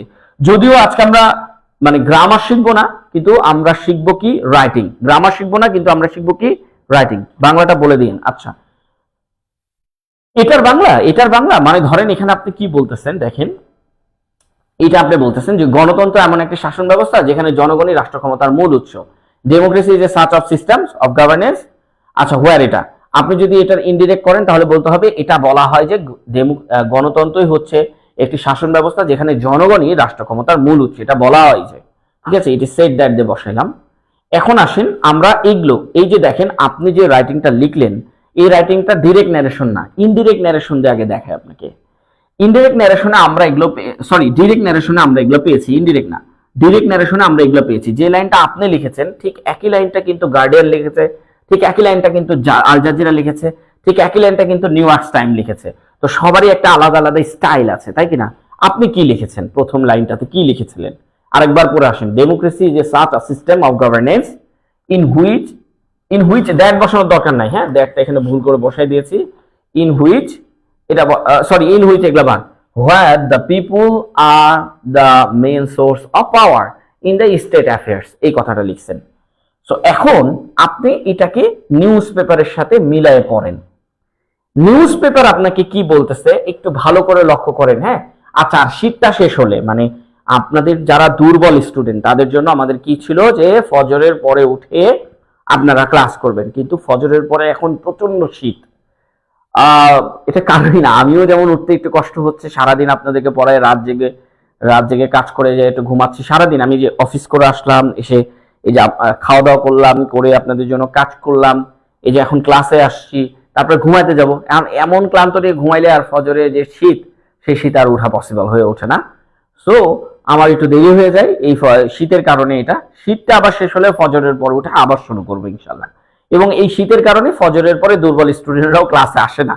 হ্যাঁ, যদি আপনার মনে হয় যে ফজরের পর আপনি আসতে পারবেন, তাহলে দুর্বল স্টুডেন্টদের জন্য আমাদের ক্লাস আছে। এখন আসেন, এখানে দেখেন আমরা ডেমোক্রেসিকে সাবজেক্ট হিসেবে দেখিয়েছিলাম কিনা, এরাও সাবজেক্ট হিসেবে দেখিয়েছে গার্ডিয়ান। তারপরে আমরা কি বলেছি, ইজ সাচ আ সিস্টেম, একটা এমন ব্যবস্থা। এরা এখানে কি করেছে, অফেন হেইল্ড মানে আখ্যায়িত দেওয়া হয়, প্রায়, অফেন মানে কি প্রায়, আখ্যায়িত করা হয় বা আখ্যায়িত করা হয়, এরকম আর কি। আখ্যা দেওয়া হয় বা আখ্যায়িত করা হয়। হেল্ড মানে কি আখ্যা দেওয়া বা আখ্যায়িত করা বা প্রশংসিত করা। তো যাই হোক, এটা মানে এখন আমরা ধরে রাখবো আখ্যায়িত করা। কি হিসাবে, অ্যাজ মানে হচ্ছে হিসাবে, দ্য মোস্ট ইকুইটেবল ফর্ম মানে বলতেছে যে এটা হচ্ছে আখ্যায়িত দেওয়া হয় সবচেয়ে গ্রহণযোগ্যতা গঠন। কিসের গঠন, অফ গভর্নেন্স, মানে গভর্নেন্সের গঠন। আমরা যেমন এই যে ফর্মের জায়গায় কি লিখেছিলাম, সিস্টেম, এটা আমাদের নর্মাল ইংলিশ। হ্যাঁ, এটা আমাদের নর্মাল ইংলিশ। আধুনিক ইংলিশ কি, ফর্ম। আধুনিক ইংলিশ কি, ফর্ম। সিস্টেম না বলে ফর্ম অফ গভর্নেন্সের একটি সিস্টেমস। ঠিক আছে। এরপরে যেখানে জনগণই রাষ্ট্র ক্ষমতার মূল উৎস, দেখেন কথাটা কিভাবে লিখেছে, প্লেস পাওয়ার মানে হচ্ছে মানে প্লেস পাওয়ার মানে নির্দিষ্ট পাওয়ার, নির্দিষ্ট শক্তি। ঠিক আছে, জনগণই রাষ্ট্র ক্ষমতার মূল উৎস না, তো প্লেস পাওয়ার এটা হচ্ছে নির্দিষ্ট কিছু শক্তি যেটা হচ্ছে রাষ্ট্রের মধ্যে। ফার্মলি মানে কি বলতেছে, প্রধানত বা মূলত। কি বলছে, in the hands of the peoples. In the hands of the peoples মানে কি, মানুষের বা জনগণের হাতে এটা আখ্যায়িত থাকা হয়। তো আপনার লেখার এই লেখার মধ্যে পার্থক্যটা কি, এই লেখার মধ্যে সাবজেক্টে লিখে সাবজেক্টের পর একটা কমা দিয়েছে। কেন কমা দিয়েছে, আমাদের দেশে এটা শেখানো হয় না। এই যে একটা আপনার হচ্ছে অ্যাডভার্ব বসাইছে মাঝে, মানে সাবজেক্ট আর ভার্বের মাঝে একটা অ্যাডভার্ব বসাইছে, এটা সাবজেক্ট আর এটা ভার্ব, এই জন্য কমা দিয়ে অ্যাডভার্বটাকে নিয়ে এসেছে। As the most equitable form. দেখেন এখানে হেল্ড, এরপরে এই যে দেখেন as the most equitable form, এটা একটা হচ্ছে কমপ্লিমেন্ট। আপনি এটাকে কমপ্লিমেন্ট হিসেবেও ধরতে পারেন বা আবার এটাকে অবজেক্ট হিসেবেও দিতে পারেন, তবে এটা কমপ্লিমেন্ট অফ গভর্নেন্স, পুরোটা একটা কমপ্লিমেন্ট। ঠিক আছে, as the most equitable form of the governance. যখন আপনি এটা পড়বেন তখন এটার ব্যাখ্যা সহকারে পড়বেন। আচ্ছা, এরপরে আসেন আরেকটা পত্রিকা একটু পড়ি, যে আল জাজিরা। জানি না কতজন বুঝতেছেন, আরেকবার একটু বোঝানোর চেষ্টা করব, আর একটু সহজ করে বোঝানোর চেষ্টা করব। মোবাইলটা হাতে রাখি, তাহলে আপনাদের জন্য সুবিধা হবে। দেখেন এবার আল জাজিরা কি করছে, আপনি যেমন বলতেছেন না যে democracy is a system, democracy is such a system, এটা বলছেন। আল জাজিরা কি করছে, ইন আ ডেমোক্রেসি মানে গণতন্ত্রে। এরা আসলে এটাকে বোঝাতে চাচ্ছে যে এটার বাংলাটা হচ্ছে গণতন্ত্রে। কেন, এই যে ইন বসায় দিয়েছে, ইন আ ডেমোক্রেসি সিস্টেম মানে আপনার সাবজেক্টটাকে এটা অ্যাডভার্ব বানাই দিয়েছে। আপনার সাবজেক্টকে কি বানাইছে, অ্যাডভার্ব বানাইছে। তার মানে এইখানে সাবজেক্ট এখন কোনটা, এটা আমাদেরকে খুঁজে বের করতে হবে। যেমন এখানে সাবজেক্টটা হচ্ছে সেভারেন্টলি। সেভারেন্টলি মানে মানে ব্যাপকভাবে, এইভাবে বোঝায় যে সেভারেন্টলি মানে হচ্ছে ব্যাপকভাবে, লাইস উইথ দ্য পিপলস মানে ব্যাপকভাবে কি হয়ে আছে, লাইস। তার মানে এখানে সাবজেক্ট কোনটা, সাবজেক্ট হচ্ছে এই সেভারেন্টলি। সেভারেন্টি এটা হচ্ছে আমার সাবজেক্ট, সেভারেন্টলি না, সেভারেন্টি মানে মারাত্মকভাবে এটা কি হয়ে আছে, লাইস সহিত আছে উইথ দ্য পিপল মানুষের হাতে, বা এটা হচ্ছে মানুষের কাছে সীমাবদ্ধতায় হয়ে আছে, বা মানুষের কাছে ধরাবদ্ধতা। এখানে সাবজেক্ট হিসাবে এইটা ইউজ করছে তারা, এখানে সাবজেক্ট হিসাবে এইটা ইউজ করছে। এইটার একটা আপনাদেরকে একটু অপেক্ষা করেন, এইটার একটা সিনোনিম আসছে আমাদের বিভিন্ন পরীক্ষাতে, সিনোনিমটা আমি লিখে রাখছিলাম, শাসন ব্যবস্থা। মানে এটা, আচ্ছা এটার বাংলা হচ্ছে শাসন ব্যবস্থা। হ্যাঁ, এটার বাংলা হচ্ছে শাসন ব্যবস্থা। শাসন ব্যবস্থা কোথায় আছে, মানুষের হাতে আছে। মানে গণতন্ত্রের শাসন ব্যবস্থা কার হাতে, মানুষের হাতে। তো এইটার একটা সিনোনিম আসছে আমাদের পরীক্ষায়, সেটা হচ্ছে অটোনমি। সেটা কি, অটোনমি। অটোনমি এইটা আমাদের পরীক্ষায় আসছে। অটোনমি মানে এই সেভারেন্ট বারবার বলে দিচ্ছি, সেভারেন্টি এর একটা সিনোনিম আসছে অটোনমি। এর একটা সিনোনিম আমাদের বিভিন্ন পরীক্ষায় আসছে যে অটোনমি মানে হচ্ছে আপনার শাসন ব্যবস্থা, এটা হচ্ছে শাসন ব্যবস্থা, লাইস উইথ দ্য পিপল, পিপলের হাতে থাকে। তো দেখেন কথাগুলো জাস্ট একই, যা সাবজেক্টটা ওরা এটাকে নিয়েছে, শাসন ব্যবস্থাকে সাবজেক্ট হিসেবে ধরেছে, আমরা শাসন ব্যবস্থাকে অবজেক্ট হিসেবে ধরেছিলাম এবং ডেমোক্রেসিকে আমরা ধরেছিলাম সাবজেক্ট হিসেবে, এরা ডেমোক্রেসিকে অ্যাডভার্ব বানাই দিয়েছে। তো এখানে কথা হচ্ছে সাবজেক্ট হিসেবে কোনটাকে ধরবো, অ্যাডভার্ব কোনটাকে বানাবো, সেটা আপনার উপরে নির্ভর করে। যেমন এরা এই কাজটা করছে যে ডেমোক্রেসির সাথে ইন আ যুক্ত করে দিয়ে এই ডেমোক্রেসিকে অ্যাডভার্ব বানিয়ে দিয়েছে, নতুন একটা সাবজেক্ট নিয়েছে, সেটা হচ্ছে শাসন ব্যবস্থা, যেটা আমাদের অবজেক্টে ছিল গভর্নেন্স, সিস্টেম অফ গভর্নেন্স, এটাকে বলতেছে সেভারেন্টি, লাইস উইথ দ্য পিপল মানে মানুষের হাতে সীমাবদ্ধ থাকে। আর প্রিন্সিপাল দ্যাট, এটা প্রধানত, প্রিন্সিপাল দ্যাট মানে প্রধানত, কন্টিনিউয়াস মানে এটা কি করে, কন্টিনিউয়াস করে, এটা হচ্ছে মানে এই যে দ্যাট আ প্রিন্সিপাল, আচ্ছা আ প্রিন্সিপাল দ্যাট, এখানে দ্যাটটা হচ্ছে সাবজেক্ট আর কন্টিনিউয়াসটা হচ্ছে ভার। তো এটা হচ্ছে প্রতিনিয়ত, কন্টিনিউয়াস মানে প্রতিনিয়ত কি করে, টু শেপ গঠন করতে, কি গঠন করতে, মডার্ন গভর্নেন্স মানে আধুনিক শাসন ব্যবস্থা গঠন করতে প্রতিনিয়ত কাজ করে যাচ্ছে, এটা আধুনিক শাসন ব্যবস্থা গঠন করতে প্রতিনিয়ত কাজ করে যাচ্ছে। একই সেন্টেন্স জাস্ট মিনিংটা একটু আলাদা করে ওরা বিভিন্ন জিনিস ধরেছে, ধরে ধরে এগুলাকে বসাইছে, আপনিও বসাতে পারবেন, কোনো সমস্যা নাই। এরপর হচ্ছে নিউ ইয়র্ক টাইম, প্রত্যেকটা পত্রিকার জন্য আলাদা আলাদা ক্লাস এবার আমরা রেখেছি।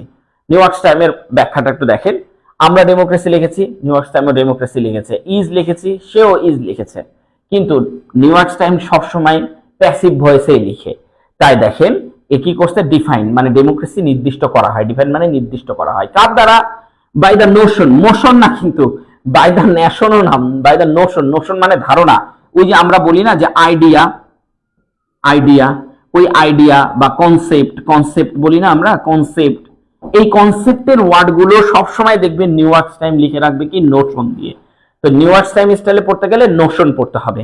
হ্যাঁ, আমাদের পরীক্ষায় এইটা নোশনটা এসেছিল, বিসিএস অথবা ব্যাংক পরীক্ষায়, সেটাতে যে সিনোনিমটা দেওয়া ছিল সেটা হচ্ছে পারসেপশনস। কি দেওয়া ছিল, পারসেপশনস, পিইআর সিইটিআইওএন, পারসেপশনস মানে এটা মানেও হচ্ছে ধারণা, এটা মানে কি ধারণা, পারসেপশনস মানেও কিন্তু প্রায় ধারণাই বোঝায়।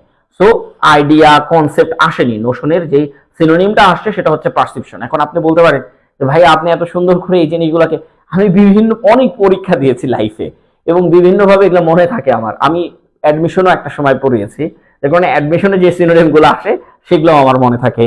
সো দ্যাট এই নোশনটা এসেছিল এবং এটা পারসেপশন থেকে, এবং এই নোশনটা কিন্তু আমাদের পত্রিকা থেকে এসেছিল, এখানেও দেখবেন সবগুলাই পত্রিকা থেকে এসেছিল। যে দেখেন সেভারেন্টি, এটাও কিন্তু আমাদের পত্রিকা থেকে এসেছে, তো পত্রিকা থেকে এসে অটোনমিটা আসছে।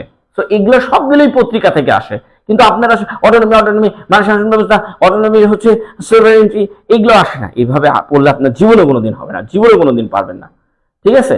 আচ্ছা, দ্যাট যা মানে democracy is defined by the notions, মানে ডেমোক্রেসি বা গণতন্ত্র প্রতিষ্ঠিত হয় কি একটা ধারণার মাধ্যমে, সেই ধারণাটা কি, দ্যাট যা পলিটিক্যাল অথরিটি, পলিটিক্যাল অথরিটি কি করতেছে মানে হচ্ছে রাজনৈতিক যেই অথরিটি গুলো আছে মানে দায়িত্ববান লোক আছে, সেটা কি বলছে যে আচ্ছা derives from the will of the governance, from the will of the governed মানে যারা হচ্ছে এটাকে উচ্চ পর্যায়ে নিয়ে যায় তাদের কথা বলা হচ্ছে। এটা একটা ধারণা যাদের মাধ্যমে এইটা ড্রাইভস করে মানে উচ্চ পর্যায়ে নিয়ে যাওয়া হয়, কোথায়, from the will of the governed মানে হচ্ছে শাসন ব্যবস্থাকে উপরে নিয়ে যায়, তাদের মাধ্যমেই মূলত এই ডেমোক্রেসিটা নির্ধারিত হয়। তো কারা এটাকে উপরে নিয়ে যায়, অবশ্যই মানুষজন উপরে নিয়ে যায়।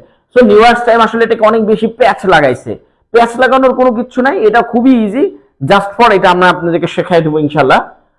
এটা শেখাই দেবো মানে শেখাই দেবো ইনশাল্লাহ। এখন আসেন এইটা আমরা কয়েক ভাবে করে দেখাই, এটা আমরা একটু উপরে উঠাই দিই, সরি সরি সরি সরি, এটা আমরা একটু উপরে উঠাই দিই, হ্যাঁ এটা আমরা একটু উপরে উঠাই দিই, একটু একটু একটু একটু আপনারা থাকেন। একটা জিনিস আমি জানি একটু গুরুত্ব কাজ করে যাচ্ছে, তাহলে স্যার প্রেজেন্ট কন্টিনিউয়াস হবে না, হ্যাঁ ওটা অবশ্যই অবশ্যই প্রেজেন্ট কন্টিনিউয়াস দিলে প্রেজেন্ট কন্টিনিউয়াস হবে, কোনো সমস্যা না, প্রেজেন্ট কন্টিনিউয়াসও দিতে পারবেন, মানে জাস্ট এগুলা আসলে কি মানে একদম সেন্টেন্স। আচ্ছা এটা আমরা একটু করি, এটা করে আমরা এটাকে আবার ন্যারেশন দিয়ে লিখে আপনাকে দেখাই, এটা আপনার জন্য অনেক বেস্ট হবে। দেখেন এই ব্যবস্থায় জনগণ প্রত্যক্ষ বা পরোক্ষভাবে শাসকদের নির্বাচন করে এবং রাষ্ট্র পরিচালনায় অংশগ্রহণের সুযোগ পায়। এই যে দেখেন এবং, এবং এখানে থাকো তুমি, আচ্ছা এই যে দেখেন এবং কোথায়, এই যে এবং থেকে আরেকটা সেন্টেন্স শুরু হয়েছে, এবং এর আগে এইখান থেকে শুরু করে এইটা আরেকটা সেন্টেন্স, তাহলে দুইটা সেন্টেন্স, তার মানে আমাকে দুইবার সাবজেক্ট প্লাস ভার্ব নিতে হবে। ঠিক আছে, দুইটা সেন্টেন্স দুইবার নিতে হবে। তাহলে প্রথম সেন্টেন্সে দেখেন আমি কি বলেছি, সাবজেক্ট খোঁজার কৌশলটা একটু জানাই দিই আপনাদেরকে, অনেকেই হয়তো জানে না, তারপর একটু কমেন্টস করেন তো সাবজেক্ট খোঁজার কৌশল কি, যারা জানেন তারা একটু বলেন, হ্যাঁ যারা জানেন না তাদের বলার দরকার নেই। আচ্ছা বোর্ড সম্পূর্ণ দেখা যায় না, ওকে ওকে ওকে কোনো সমস্যা নেই, আমরা বোর্ডটাকে সামনের দিকে নিয়ে না দেখা গেলে, আচ্ছা আচ্ছা আচ্ছা আচ্ছা আচ্ছা সরি ফর দ্যাট। আর সাউন্ড চলে গেলে একটা কমেন্টস করেন, হ্যাঁ সবাই সাউন্ড চলে গেলে একটা কমেন্টস করেন। ওকে, সাউন্ড চলে গেলে একটা কমেন্টস করবেন। আমাদের আরেকটা মাইক্রোফোন চার্জে আছে, হ্যাঁ আমাদের আরেকটা মাইক্রোফোন চার্জে আছে, সমস্যা নাই। মানে আমি হচ্ছে বিভিন্ন কাজে মাইক্রোফোনটা চার্জে দিতে ভুলে গেছি, চার্জে দিয়েছি সুইচ ছাড়ি না, মাঝে মাঝে এরকম হয়। আচ্ছা হ্যাঁ, এই যে একজন কমেন্টস করেছে, এই যে দেখেন আমরা প্রথম বাক্য থেকে সাবজেক্ট খোঁজার কৌশলটা কি, কি বা কাকে দিয়ে, এগুলো প্রশ্ন না। আপনি দেখবেন বাংলায় কোন বাক্যের সাথে এই মানে হচ্ছে এ বিভক্তি নাই, তে বিভক্তি নাই, এ বিভক্তি নাই, তে বিভক্তি নাই, উন্তস্তীয় অবিভক্তি নাই, হ্যাঁ উন্তস্তীয় অবিভক্তি নাই, র বিভক্তি নাই, সেটাই হচ্ছে সাবজেক্ট। এখন আপনি যদি বলেন তাহলে ভাইয়া সাবজেক্ট খুঁজে আসেন, প্রথম শব্দটা একটু দেখি, এই ব্যবস্থায় এই যে দেখেন অন্তস্তীয় অবিভক্তি আছে, তার মানে এটা সাবজেক্ট হতে পারে না। জনগণ, এর সাথে এ বিভক্তি আছে, জনগণে, জনগণতে, এটা তো হয় না। জনগণ, জনগণীয় এরকমও না, জনগণের এটাও নাই, তার মানে এটাই হচ্ছে আমার সাবজেক্ট, সাবজেক্ট খুঁজে পেয়ে গেলাম। কত সহজ না বলেন তো, কি বা কাকে প্রশ্ন করছেন। মাঝে মাঝে তো ভার্বই দেখা যায় না বাংলা বাক্যে। এখন দেখেন এটা হচ্ছে আমার সাবজেক্ট, ভার্ব কোথায়, ভার্ব তো চেনার উপায় তো বলে দিয়েছে, এই যে দেখেন নির্বাচন করে, কি নির্বাচন করে, এটা ভার্ব।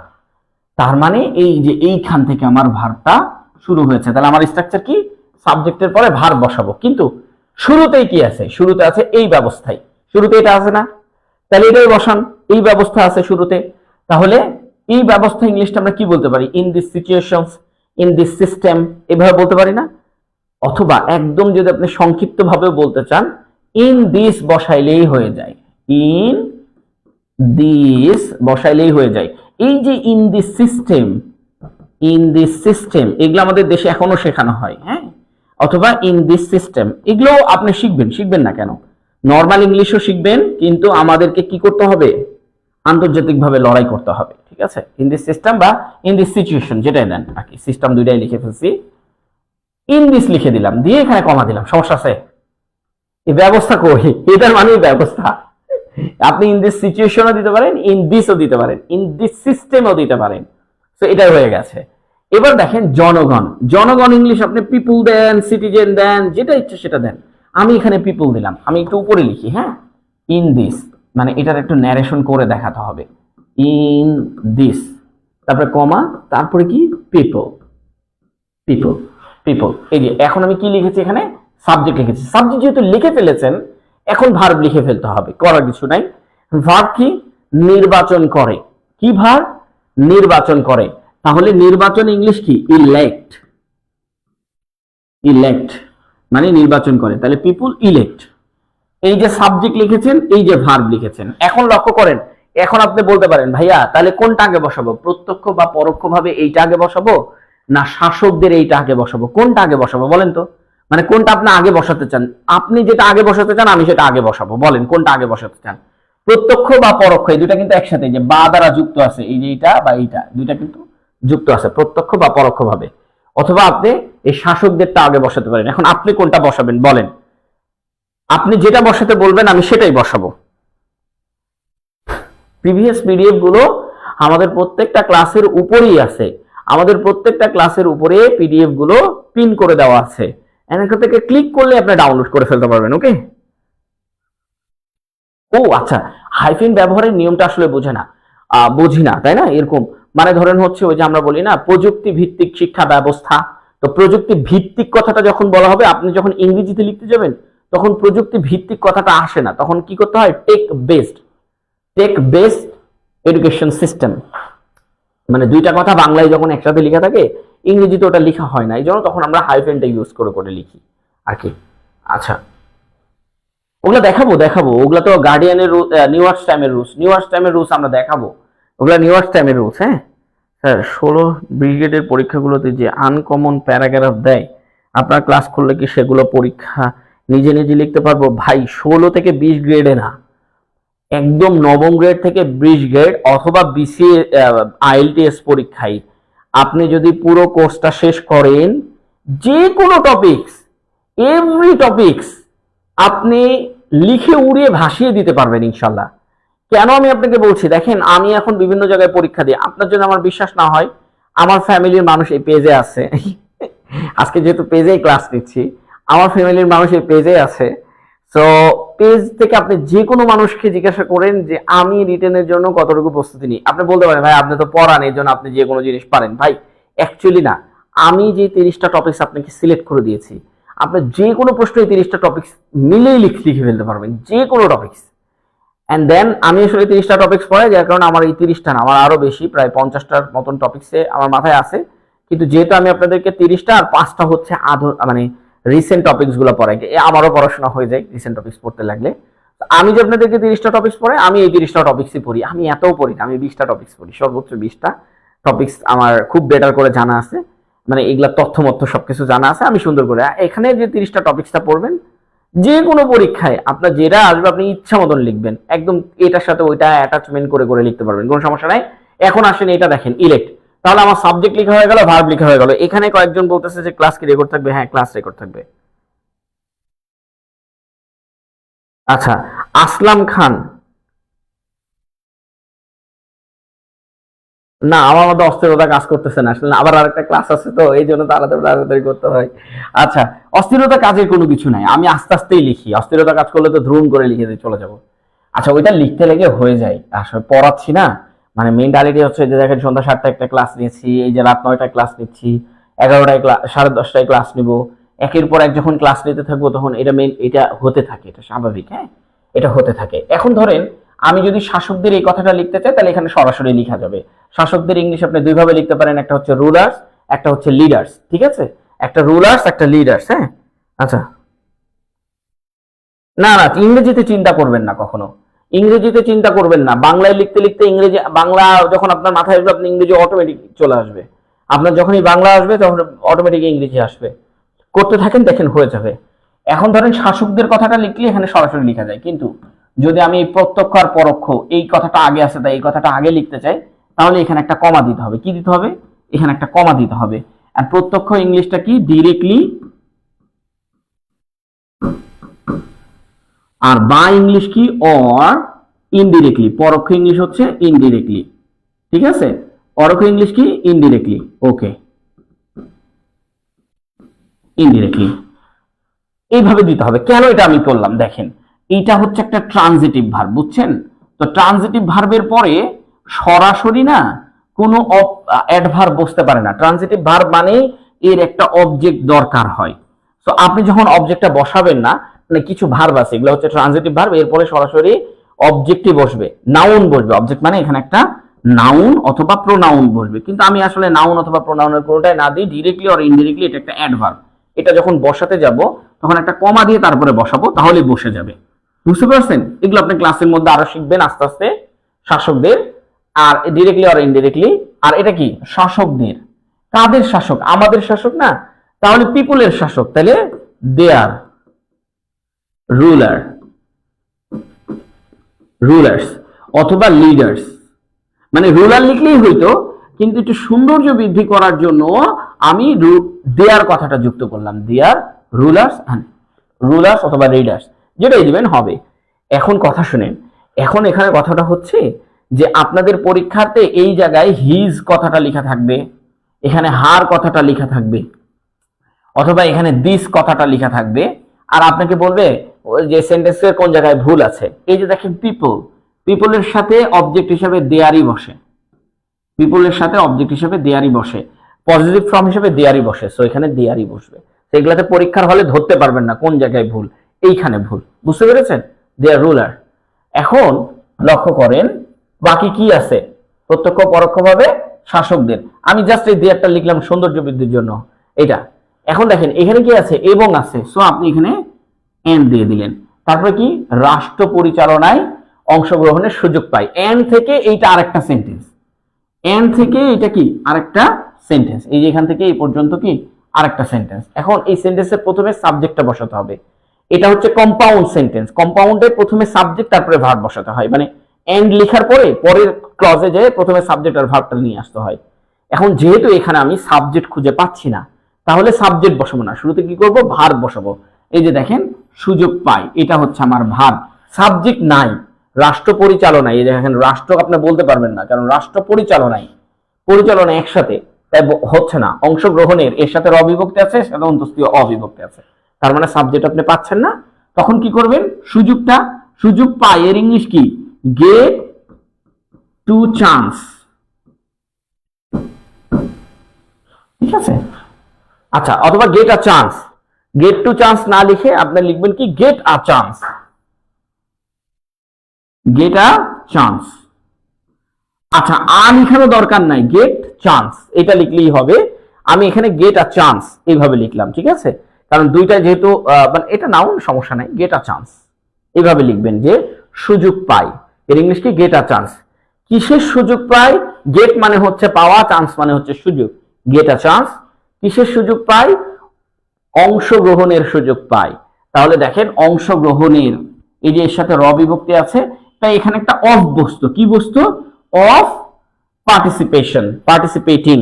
কিন্তু দেখেন চান্সের সাথে আসলে অফ বসে না, চান্সের সাথে একটা অ্যাপ্রোপ্রিয়েট প্রিপোজিশন অ্যাটাচ হয়, সেই প্রিপোজিশনটার নাম কি, টু। এটা অ্যাপ্রোপ্রিয়েট প্রিপোজিশন, চান্সের নাম কি, টু। টু হচ্ছে একটা অ্যাপ্রোপ্রিয়েট প্রিপোজিশন, ঠিক আছে? Appropriate preposition, so appropriate preposition বসলো। এরপরে অংশগ্রহণের ইংলিশ কি, পার্টিসিপেট, টু পার্টিসিপেট, ঠিক আছে? To participate. আর এখানে চান্সের জন্য টু বসলো, না হলে এই র বিভক্তির জন্য অফ বসতো। আর এই যে দেখেন রাষ্ট্র পরিচালনায়, ওই যে ইন স্টেট অ্যাফেয়ার্স দিলেই রাষ্ট্র পরিচালনায় হয়ে যায়, ইন স্টেট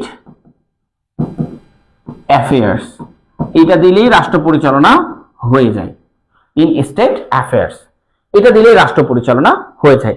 এখন আপনাকে যদি আমি বলি যে ভাই এইটার ডিরেক্ট আর ইনডিরেক্ট করে দেখান, কিচ্ছু না, কোনো কিছুর পরিবর্তন করতে হবে না। আপনি জাস্ট যে কাজটা করবেন, এর আগে ইট ইজ সেড দ্যাট বা ইট ইজ, একবার যেহেতু সেড দ্যাট লিখেছেন, একবার রিপোর্টেড দ্যাট, এটা রিপোর্ট করা হয়েছে যে people elect directly or indirectly, প্রত্যক্ষ পরোক্ষভাবে কি করে, দেয়ার রুলার অথবা দেয়ার লিডারকে সিলেক্ট করে, and get a chance to participate in state affairs, মানে হচ্ছে রাষ্ট্র পরিচালনার জন্য মানে পছন্দ করে। এই কথাটুকুই শুধুমাত্র লিখবেন, কোনো কিছুর পরিবর্তন না, just it is reported that এটা শুরুতে লিখে দিবেন, তাহলেই আপনার পুরো ইনডিরেক্ট ন্যারেশন চলে আসবে, আর কোনো কিচ্ছু না।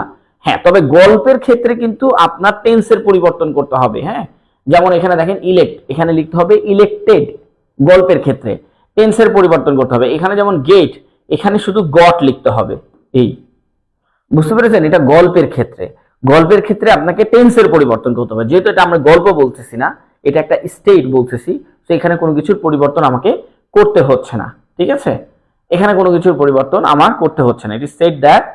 আচ্ছা, in this system, in this system অথবা ইন দিস লিখে দিলেও হবে। আপনারা এই জায়গাগুলোতে দেখবেন যে নিউজ পেপারগুলো সবসময় কি করবে, in Democratic, in Democratic system, in Democratic system, ঠিক আছে? ওকে, এখন এইটা ধরেন আমি কিভাবে আল জাজিরা গার্ডিয়ান লিখতেছে সেটা একটু দেখেন, দেখলে আপনারা বুঝতে পারবেন। এখানে যে হাইফেন গুলো ইউজ করা হয়েছে সেগুলা কেন ইউজ করা হয়েছে এটা এখন আমি বলবো। ফার্স্ট অফ অল হচ্ছে সিটিজেন্স লিখছে, আমরা সিটিজেন্সটা কিন্তু কোথায় লিখছি দেখেন, এই যে পিপল এই জায়গাতে তারা কি করছে, সিটিজেন্স লিখছে, এই যে দেখেন সিটিজেন্স, ঠিক আছে? এবার দেখেন citizens election, elected, citizen elect, আমরা ইলেক্ট লিখতেছিলাম না, এটাকে ভার্ব, কিন্তু এখানে আসলে এটা ভার্ব না, থ্রু ইলেকশনস, কি এটা, থ্রু ইলেকশন, ইলেকশনের মাধ্যমে। এটা ভার্ব না, কিন্তু সাবজেক্ট এইটা, সাবজেক্ট এইটা, কিন্তু ভার্ব কোথায়? ভার্ব হচ্ছে এই যে প্লে, এই যে দেখেন এইখানে ভার্ব বসায় রাখছে। তার মানে মাঝখানে দেখেন এরা কি কাজটা করছে, কি সাবজেক্টটা বসায় এখানে একটা কমা দিয়েছে, যে থ্রু ইলেকশনস, এইটাকে নিয়ে আসছে প্রেপজিশনাল ফ্রেজ। এটাকে বলা হয় কি? প্রেপজিশনাল ফ্রেজ। ইলেক্ট, আমরা বলেছিলাম সিটিজেন ইলেক্ট বা পিপল ইলেক্ট, তারা প্রেপজিশনাল ফ্রেজটাকে এখানে নিয়ে আসছে। এই যে দেখেন আমি যে জায়গাগুলোতে কমা দিয়েছিলাম, ডিরেক্ট অর ইনডিরেক্ট, এই কমার জায়গাগুলোতে আপনি হাইফিন ইউজ করেও লিখতে পারবেন, কোনো সমস্যা নেই। তো ডিরেক্ট অর ইনডিরেক্ট এইভাবে লিখেছে। তারপরে লিখেছে দেখেন প্লে, এটা কার সাবজেক্ট? এটা এর সাবজেক্ট। সো যখন আপনারা একটু ভালো করে ইংলিশটা লেখা শিখবেন, তখন আমিও আপনাদেরকে এটা শেখাই দেবো, সমস্যা নাই, এটা শিখবেন, এটা আমিও শেখাবো আপনাদেরকে। পিভটাল রোল, এটা আমার অবজেক্ট, মানে হচ্ছে গুরুত্বপূর্ণ রোল পালন করে। ইন শেপিং মানে হচ্ছে গঠন করতে, কি গঠন করতে? গভর্নমেন্ট পলিসি, মানে হচ্ছে শাসন ব্যবস্থা গঠন করতে এটা গুরুত্বপূর্ণ ভূমিকা পালন করে।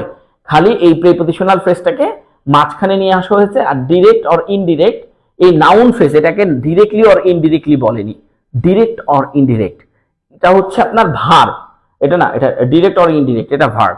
সো ভার্বটাকে আসলে প্রত্যক্ষ ও পরোক্ষ, না এটা ভার্ব না, এটাও অ্যাডভার্ব। প্রত্যক্ষ আর পরোক্ষ এটাকে মাঝে নিয়ে আসছে, আর ভার্বটাকে এত দূরে নিয়ে আসছে। এগুলো কখন করবেন? যখন দেখবেন যে আপনি ভার্বটাকে একটু দূরে বসাতে চাচ্ছেন, তখন এই কাজগুলো করা যায় আর কি, এইটাই জাস্ট। এরপর দেখেন আল জাজিরা কিভাবে লিখেছে এই একই সেন্টেন্সটা, ওয়েদার, মানে ওয়েদার এটা বলে না, এটা ওয়েদার বলে। আচ্ছা, থ্রু পার্লামেন্টারি সিস্টেম মানে সংসদীয় ব্যবস্থার মাধ্যমে। থ্রু মানে হচ্ছে মাধ্যমে, কিসের ব্যবস্থা? পার্লামেন্টারি সিস্টেমের মাধ্যমে, প্রত্যক্ষভাবে, মানে আমরা প্রত্যক্ষ লিখতেছি না, আল জাজিরা একদম স্পষ্ট করে দিচ্ছে যে প্রত্যক্ষ মানে কি? পার্লামেন্টারি সিস্টেমের মাধ্যমে, অর অথবা ডিরেক্ট, ডিরেক্ট ভোটের মাধ্যমে, ঠিক আছে, অথবা ডিরেক্ট ভোটের মাধ্যমে। পার্লামেন্টারি সিস্টেম এটা পরোক্ষ, সরি, পার্লামেন্টারি সিস্টেম অথবা ডিরেক্ট ভোটের মাধ্যমে। তারপরে কি লিখছে? পিপুল, পিপুল পিপুলই লিখছে। রিমেইন, এই রিমেইন মানে কি? এই রিমেইন মানে হচ্ছে পিপুল আর, আর আমরা লিখেছিলাম না পিপুলের সাথে কি লিখেছিলাম? যে আর, সেই আর এর বদলে রিমেইন লিখে রাখছে। Central to the democratic process মানে হচ্ছে গণতান্ত্রিক প্রক্রিয়ায় মানুষ হচ্ছে কোথায় থাকে? সেন্ট্রালে, মধ্যমণি হয়ে থাকে। মানুষ কোথায় থাকে? একদম মধ্যতে, বা মানুষ হচ্ছে মূল ভূমিকা পালন করে, এটা বলতেছে, মানুষ হচ্ছে মূল ভূমিকা পালন করে। এরপরে আসেন নিউ ইয়র্ক টাইম বলতেছে, দেখেন এই নিউ ইয়র্ক টাইম কি করে? সেটা হচ্ছে কালেকটিভ কিছু নাউন আছে, বুঝছেন, মানে সব নাউনকে কালেকটিভ নাউন করা যায়। যেমন আপনি দেখেন ইলেকটোরেট, এইটা কি? এইটা ইলেক্ট, ইলেক্ট হচ্ছে একটা ভার্ব, এই হচ্ছে এটাকে নাউন করেছে। এই কি করেছে? ইলেকটোরেট কে তার আগে একটা সাবজেক্ট দিয়েছে। ইলেকটোরেট কিন্তু একটা ভার্ব, তার আগে যদি আপনি একটা আর্টিকেল দিয়ে দেন, এই যে দেখেন আর্টিকেল, এই অন হয় না কেন? তার আগে যদি আপনি একটা আর্টিকেল দিয়ে দেন ইলেকটোরেট, দেখেন দা ইলেকটোরেট, এটা কি হয়ে গেল জানেন? এটা হয়ে গেছে হচ্ছে আপনার একটা কালেকটিভ নাউন। কি নাউন? Collective noun. এই যে দেখেন collective noun, the electorate exercise, এই যে এইটা হচ্ছে কালেকটিভ নাউন। আগে এটা ছিল কি? ভার্ব। তাহলে ভার্বের আগে যদি আপনি আর্টিকেল বসান, তাহলে এটা হয়ে যাবে কি? Collective noun. আর আমরা সবাই জানি যে ম্যাক্সিমাম কালেকটিভ নাউন হচ্ছে সিঙ্গুলার। ম্যাক্সিমাম কালেকটিভ নাউন কি? সিঙ্গুলার। তাহলে এর ভার্ব হবে কি? Singular, exercise. এই যে ভার্ব হচ্ছে সিঙ্গুলার, এই যে দেখেন এক্সারসাইজ, ঠিক আছে, এর ভার্ব কি? সিঙ্গুলার। এখন লক্ষ্য করেন ইটস রাইটস মানে এর অধিকার, মানে এখানে বলছে দ্য ইলেকটোরেট মানে যারা হচ্ছে যারা হচ্ছে নির্বাচন করে তাদের কথা বলছে, যারা নির্বাচন করে তাদের কথা বলছে। এক্সারসাইজেস মানে অনুশীলন করে, এইটা ইটস রাইটস মানে এটা তাদের কি? একটা অধিকার, এটা অধিকার তারা অনুশীলন করে। এখন কি? টু চুজ মানে হচ্ছে পছন্দ করতে, কি? চুজ লিডার, লিডার পছন্দ করতে। কি বলতেছে? অ্যান ইনফ্লুয়েন্স, লিডার পছন্দ করতে এবং ইনফ্লুয়েন্স করতে মানে প্রভাবিত করতে। কোথায় প্রভাবিত করতে? State affairs through Democratic channels মানে বলতেছে যে রাষ্ট্র ক্ষমতাকে প্রভাবিত করতে থ্রু ডেমোক্রেটিক চ্যানেল, মানে ডেমোক্রেটিক মানে হচ্ছে গণতান্ত্রিক মাধ্যমের, গণতান্ত্রিক ব্যবস্থার মাধ্যমে তারা হচ্ছে লিডার চয়েস করে। এখন অনেকে আপনাদেরকে এই যে রাইট, রাইট মানে হচ্ছে সঠিক, আমি একটা জায়গায় দেখলাম এই কাজটা করছে, রাইট মানে হচ্ছে সঠিক, আর RIGHTS, রাইটস মানে হচ্ছে অধিকার, এইটা আপনাদেরকে শেখাইছে তাই না? দেখেন এইটা আসলে সঠিক না। রাইট মানেও অধিকার, রাইটস মানেও অধিকার, দুইটা মানেই হচ্ছে অধিকার। এখন ঘটনা হচ্ছে এইখানে দেখেন কোন রাইটটা বসেছে, রাইট এটা মানেও অধিকার। এখন এইটা আপনারা একটু খাতায় নোট করবেন। এই রাইটটা যখন আপনি দেখবেন যে এই রাইটটা আপনার বসেছে হচ্ছে কোনো কালেকটিভ নাউন অথবা কমন নাউনের পরে, কোনো কালেকটিভ নাউন অথবা কমন নাউনের পরে, দেখেন এটা একটা কালেকটিভ নাউন, এই জন্য এইখানে রাইটের সাথে এস বসাতে হয় না। এখানে রাইটের সাথে কি এস বসাতে হয় না। Sorry sorry sorry sorry sorry common collective noun আর কমন নাউনের শেষে না। মানে যদি আপনার ধরেন এরকম থাকে না যে পিপল, পিপল এটা কি কমন নাউন, তাহলে কমন নাউনের ক্ষেত্রে আমরা কি করব, রাইটের সাথে এস বসিয়ে দিব।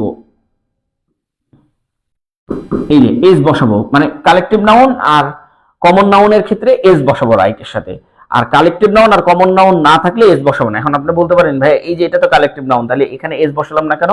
এর এসটা এই যে এখানে আছে, এর এসটা এইখানে আছে, বুঝতে পেরেছেন? সো যখনই দেখবেন ধরেন আমি লিখলাম যে সিরিজ রাইট, তাহলেও এখানে রাইটের সাথে এস বসাতে হবে, এই যে এরকম সিরিজ রাইটস এস বসাতে হবে। সো যখনই দেখবেন কালেকটিভ নাউন আর কমন নাউনের পরে রাইট আছে তখন রাইটের সাথে এস বসাতে হবে। এগুলো আপনাদের গ্রামারে নেই, বাট এটা আপনাদেরকে শিখতে হবে, মাস্ট বি। ইন ফিউচারে আপনাদের এটা কাজে লাগবে। আমরা একটু কমেন্টস দেখবো, তারপরে এই লাইনটাও আপনাদেরকে শেখাই দেবো। গণতন্ত্রের অন্যতম বৈশিষ্ট্য হলো, আমি জানি না কতজন বুঝতে পারছেন, that is the citizens play vital role, ওটা ভাইটাল বলেছে, ওটাকে পিভোটাল রোল লেখা ছিল। Role through elections in shaping government policy, দারুন আসলাম খান, খুবই দারুণ হয়েছে। ডিরেক্টলি অর ইনডিরেক্টলি ইলেক্ট দিলে কি রং হবে? না না, রং হবে না, রং হবে না। People directly or indirectly elect দিলেও রং হবে না। মানে এই যে আপনি পিপল এইটা দেওয়ার পরে ডিরেক্টলি অর ইনডিরেক্টলি দিলে রং হবে না। হ্যাঁ, ডিরেক্টলি অর ইনডিরেক্টলি দিলে রং হবে না। কেন? কারণ অ্যাডভার্ব আপনি সেন্টেন্সের যে কোনো জায়গায় বসাইতে পারেন, সমস্যা নাই। তারপরে ইলেক্ট দিলেন এরকম, তারপরে ইলেক্ট এটা এখানে দিলেন, পিপল ইলেক্ট, আর এটা শুধুমাত্র মাঝে ঢোকাইলেন, কিন্তু যেহেতু দিলেন এর একটা কমা দিয়ে দেন, দেখলে আর একটু বেশি সুন্দর লাগে। ঠিক আছে, এটা বললাম আর কি, একদম সঠিকতা আসবে আর কি। ঠিক আছে, এখন দেখেন এইটা আমরা করি, এইটা আমাদের কাহিনীটা হচ্ছে আমাদের পিডিএফ এ একভাবে দেওয়া আছে, আমরা এখানে আরেকভাবে করি। সহজ ভাবটা এখানে নিয়ে আসি, পিডিএফ এ যেটা দেওয়া আছে সেটা নিয়েও আলোচনা করব, কিন্তু সহজ ভাবটা দেখেন। গণতন্ত্রের অন্যতম বৈশিষ্ট্য হলো মত প্রকাশের স্বাধীনতা, আইনের শাসন, মানবাধিকার সংরক্ষণ এবং ন্যায় বিচারের নিশ্চয়তা। এখন ঘটনা হচ্ছে এইখানে সাবজেক্ট আর ভার্ব খুঁজে বের করতে হবে, বাকি যার ডেটা যেখানে আছে সেটা সেখানেই রাখতে হবে। তাহলে সাবজেক্ট কি? সাবজেক্ট হচ্ছে অন্যতম বৈশিষ্ট্য, এটা সাবজেক্ট, বৈশিষ্ট্যটা হচ্ছে সাবজেক্ট, কিন্তু অন্যতম সহকারে, কারণ অন্যতমটা এই সাবজেক্টের অ্যাডজেক্টিভ, এই জন্য অন্যতম বৈশিষ্ট্যটাকে আগে নিয়ে নিতে হবে। ঠিক আছে, আচ্ছা, তার মানে এইখানে দেখেন গণতন্ত্রের সাথে একটা র বিভক্তি আছে, তার মানে তো গণতন্ত্র সাবজেক্ট হতে পারে না, কিন্তু গণতন্ত্রের সাথে এই ব্যাটার সম্পর্ক। কার সম্পর্ক? এই যে পরেরটার সম্পর্ক। কেন? র বিভক্তি থাকলে পরেরটার সাথে তার সম্পর্ক। এখন গণতন্ত্রের বৈশিষ্ট্যটা আপনাকে এখানে লিখে নিতে হবে। তাহলে অন্যতম বৈশিষ্ট্য ইংলিশটা আমরা কিভাবে লিখেছিলাম আপনাদের মনে আছে কিনা? যে ওয়ান অফ দি মানে হচ্ছে অন্যতম। ঠিক আছে, ওয়ান অফ দি মানে হচ্ছে অন্যতম। এখন এটাকে আপনাদের মনে আছে কিনা? মনে না থাকলে আমি এখন মনে করাই দিচ্ছি, অন্যতমের ইংলিশটা হচ্ছে ওয়ান অফ দি। এখন ঘটনা হচ্ছে বৈশিষ্ট্যটা আমরা সবাই লিখতে পারি ক্যারেক্টারিস্টিক্স, এটাও লিখতে পারি, কিন্তু ওইটা না লিখে আমরা একটা ওয়ান অফ দা ফিচার, যেটা আমাদের ফিচার্স। আপনি যেখানে ওয়ান অফ দি লিখবেন তার পরের নাউনটাকে প্লুরাল করতে হবে, ওয়ান অফ দ্য ফিচার্স। এই যে দেখেন এটাকে প্লুরাল করেছি, তার মানে ওয়ান অফ দ্য ফিচার্স মানে অন্যতম বৈশিষ্ট্য। তার মানে আমার মূল সাবজেক্ট কিন্তু এইটা, এইটা না কিন্তু। তো আমি এখন পুরোটাকে সাবজেক্ট হিসেবে ধরেছি, আর আমার সাবজেক্টটা বসাচ্ছি। সাবজেক্ট যেহেতু বসাইলেন, ভার্বও কিন্তু তারপরেই আছে, দেখেন হলো। ও তাহলে ওয়ান অফ দ্য ফিচার্স, যেহেতু আপনি সেন্টেন্সটা শুরু করেছেন ওয়ান দিয়ে, তো আপনাকে এখানে ইজ বসাতে হবে। কারণ আমরা পড়িয়েছি কোন সেন্টেন্সের শুরুতে যদি ওয়ান, থিঙ্ক অথবা বডি যুক্ত কোনো শব্দ থাকে, তাহলে যুক্ত কোনো শব্দ থাকে তাহলে সিঙ্গুলার হবে, আর ওয়ান থাকলে সবসময় সিঙ্গুলার হবে, তবে এটার ভার্বটা হয়ে গেছে প্লুরাল, সাবজেক্টটা হয়ে গেছে প্লুরাল। ঠিক আছে, one of the feature is. ঠিক আছে, মানে এগুলা বলতে বলতে যায়। আচ্ছা আচ্ছা, এবার দেখেন সাবজেক্ট আর ভার্ব যেহেতু পাশাপাশি আছে, দেখেন। আচ্ছা, ও ও sorry sorry sorry sorry sorry, এখানে হচ্ছে এই যে গণতন্ত্রের এই কথাটা বাদ চলে গেছে, এটা লিখে ফেলেন আগে, এটা লিখে ফেলেন, এটা লিখে ফেলেন। ওয়ান অফ দ্য ফিচার্স, আচ্ছা গণতন্ত্রের এই অফের জন্য, এখানে এই রয়ের জন্য অফ, এবং গণতন্ত্র ডেমোক্রেসি। সরি, মাঝে মাঝে বাদ চলে যাচ্ছে, সরি ফর দ্যাট। এটা আসলে করতে করতে হঠাৎ করে এটা মিস্টেক হয়ে গেছে। অন্যতম বৈশিষ্ট্য ওয়ান অফ দ্য ফিচার্স, রয়ের জন্য অফ, অ্যান্ড গণতন্ত্রের জন্য ডেমোক্রেসি। বুঝতে পেরেছেন? আচ্ছা, one of the features of democracy, এই পুরোটাই আমার সাবজেক্ট। এখন ভার্ব কোনটা? এই হলো ইজ, এই ভার্বটা হলো এই ওয়ানের জন্য। এখন মত প্রকাশের স্বাধীনতা, দেখেন আমি যদি বলতাম যে আমাদের freedom of speech, freedom of speech মানে হচ্ছে মত প্রকাশের স্বাধীনতা, কিন্তু আপনি নিউজ পেপারগুলোর দিকে তাকিয়ে দেখবেন ফ্রিডম অফ এক্সপ্রেশন দিয়েছে, ফ্রিডম অফ কি এক্সপ্রেশন, কিন্তু আমরা দেখি freedom of speech, freedom of speech, কিন্তু নিউজ পেপারগুলোর দিকে তাকিয়ে দেখবেন ফ্রিডম অফ এক্সপ্রেশনস মানে মত প্রকাশের স্বাধীনতা। আইনের শাসন, আইনের শাসনের ইংলিশ কি? Rule of law, rule of law এর মানে হচ্ছে আইনের শাসন, এখানে কমা দেন, রুল অফ ল মানে হচ্ছে আইনের শাসন। হ্যাঁ, আমরা যখন rule of law news paper পড়তে লেগে দেখি, তখন এখানে দেখি adherence to rule of law লেখা আছে। কি নিউজ পেপার পড়তে লেগে দেখি কি adherence to rule of law লেখা আছে, সো ওইটা পড়বো না, এইটা পড়বো, adherence to rule of law, এটা পড়বো না, আপাতত নর্মাল ইংলিশটা আগে শিখে নিই। তারপরে কি দেখেন, মানবাধিকারের সংরক্ষণ, তাহলে মানবাধিকারের সংরক্ষণ, এখানে র বিভক্তি আছে, ভেঙে দেন, সংরক্ষণটা আগে লিখেন যে প্রোটেকশন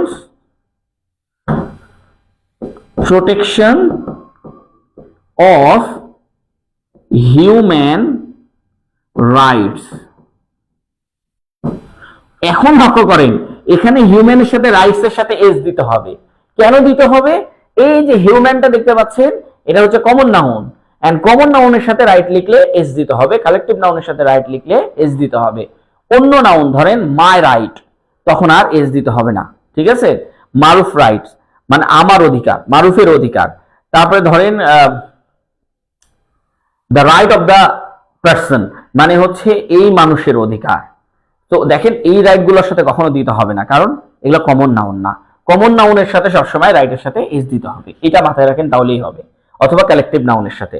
তাহলে প্রোটেকশন অফ হিউম্যান রাইটস মানে মানবাধিকার সংরক্ষণ, এই যে মানবাধিকার মানে হিউম্যান রাইটস, এবং এই যে এবং আছে এন্ড, আমরা লিখলাম এন্ড। ঠিক আছে, ন্যায় বিচারের নিশ্চয়তা, তাহলে নিশ্চয়তা ইংলিশ তো আমরা অনেকবার পড়েছি, ইনশিওর, কিন্তু না, অ্যাসুরেন্সটা লিখেন, নিশ্চয়তা, এটা হচ্ছে আপনার দেখেন তা আছে, তার মানে এখানে আপনাকে অ্যাসিউরেন্স ইটা ইউজ করতে হবে। অ্যাসিউরেন্স হচ্ছে নাউন, সো অ্যাসিউরেন্স। আর এই যে এই রয়ের জন্য অফ, আর এই যে দেখেন ন্যায় বিচার অফ জাস্টিস, জাস্টিস মানে কি ন্যায় বিচার। ব্যাস, কাজ শেষ। এখন এটাকে ন্যারেশন করবেন কি করে? দেখেন ভাই, ন্যারেশন করার জন্য এর ভিতরে কোনো পরিবর্তন করার মতন কোনো কিছু নাই। যদি আপনারা আমার প্রথম ক্লাসটা ন্যারেশনের দেখে থাকেন, তাহলে এর ভিতরে পরিবর্তন করার মতন কোনো কিছু নাই।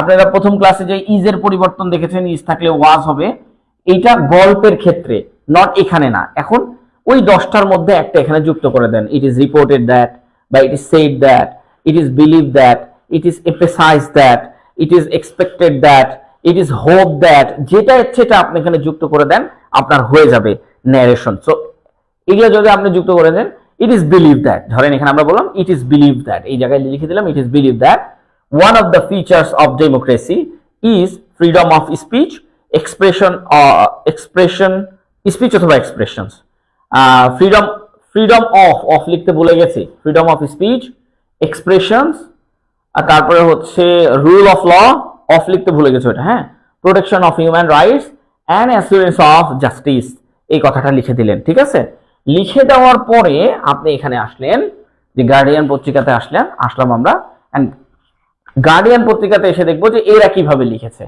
এই যে দেখেন অ্যাট ইটস কোর, এটা আপনার খাতার মধ্যে লিখে রাখতে হবে। এর বাংলাটা হচ্ছে প্রধানত। অ্যাট ইটস কোর মানে হচ্ছে প্রধানত, অ্যাট ইটস কোর মানে কি প্রধানত, এইভাবে প্রধানত গুলা লিখবেন। আমরা মেইনলি দিয়ে লিখি, তাই না? এই জায়গাতে আমরা নর্মাল ইংলিশে কি করি, মেইনলি দিয়ে লিখি। এগুলো আগে ঠিক ছিল, এখন আধুনিক ইংলিশের সাথে খুব বেশি যায় না। অ্যাট ইট কোর মানে কি প্রধানত। ডেমোক্রেসি আপহোল্ডস, আপহোল্ডস মানে হচ্ছে ধরে রাখা, তার মানে গণতন্ত্র ধরে রাখে কি ফ্রিডমস স্পিচ। এখন এই জায়গাতে অফটাকে বাদ দিয়ে হাইফেন ইউজ করে স্পিচ লিখেছে, আর কিচ্ছু না। Freedom of speech, freedom speech, এই হাইফেন দ্বারা দুইটাকে একসাথে লিখে রাখছে। মানে হচ্ছে আমরা যেমন বলি না যে বা কি বলে কথা বলার স্বাধীনতা, তো ফ্রিডম অফ স্পিচ সেটাকে দুইটাকে একসাথে করে ফ্রিডম স্পিচ এইভাবে লিখেছে। ল, শুধু ল লিখেছে, রুল অফ ল লিখেনি, শুধু ল লিখেছে। অ্যান্ড জাস্টিস, এটা কেন করছে দেখেন, এই ফ্রিডম আপহোল্ডস মানে হচ্ছে ধরে রাখে বা প্রতিষ্ঠিত করে, ফ্রিডম কি স্বাধীনতা প্রকাশ করে, স্বাধীনতা ধরে রাখে। এরা একটা বাক্য লিখেছে স্বাধীনতা ধরে রাখে, এবং এই একটা বাক্যকে সবগুলোতে অ্যাডজেক্টিভ ফর্ম হিসেবে দিয়ে দিয়েছে।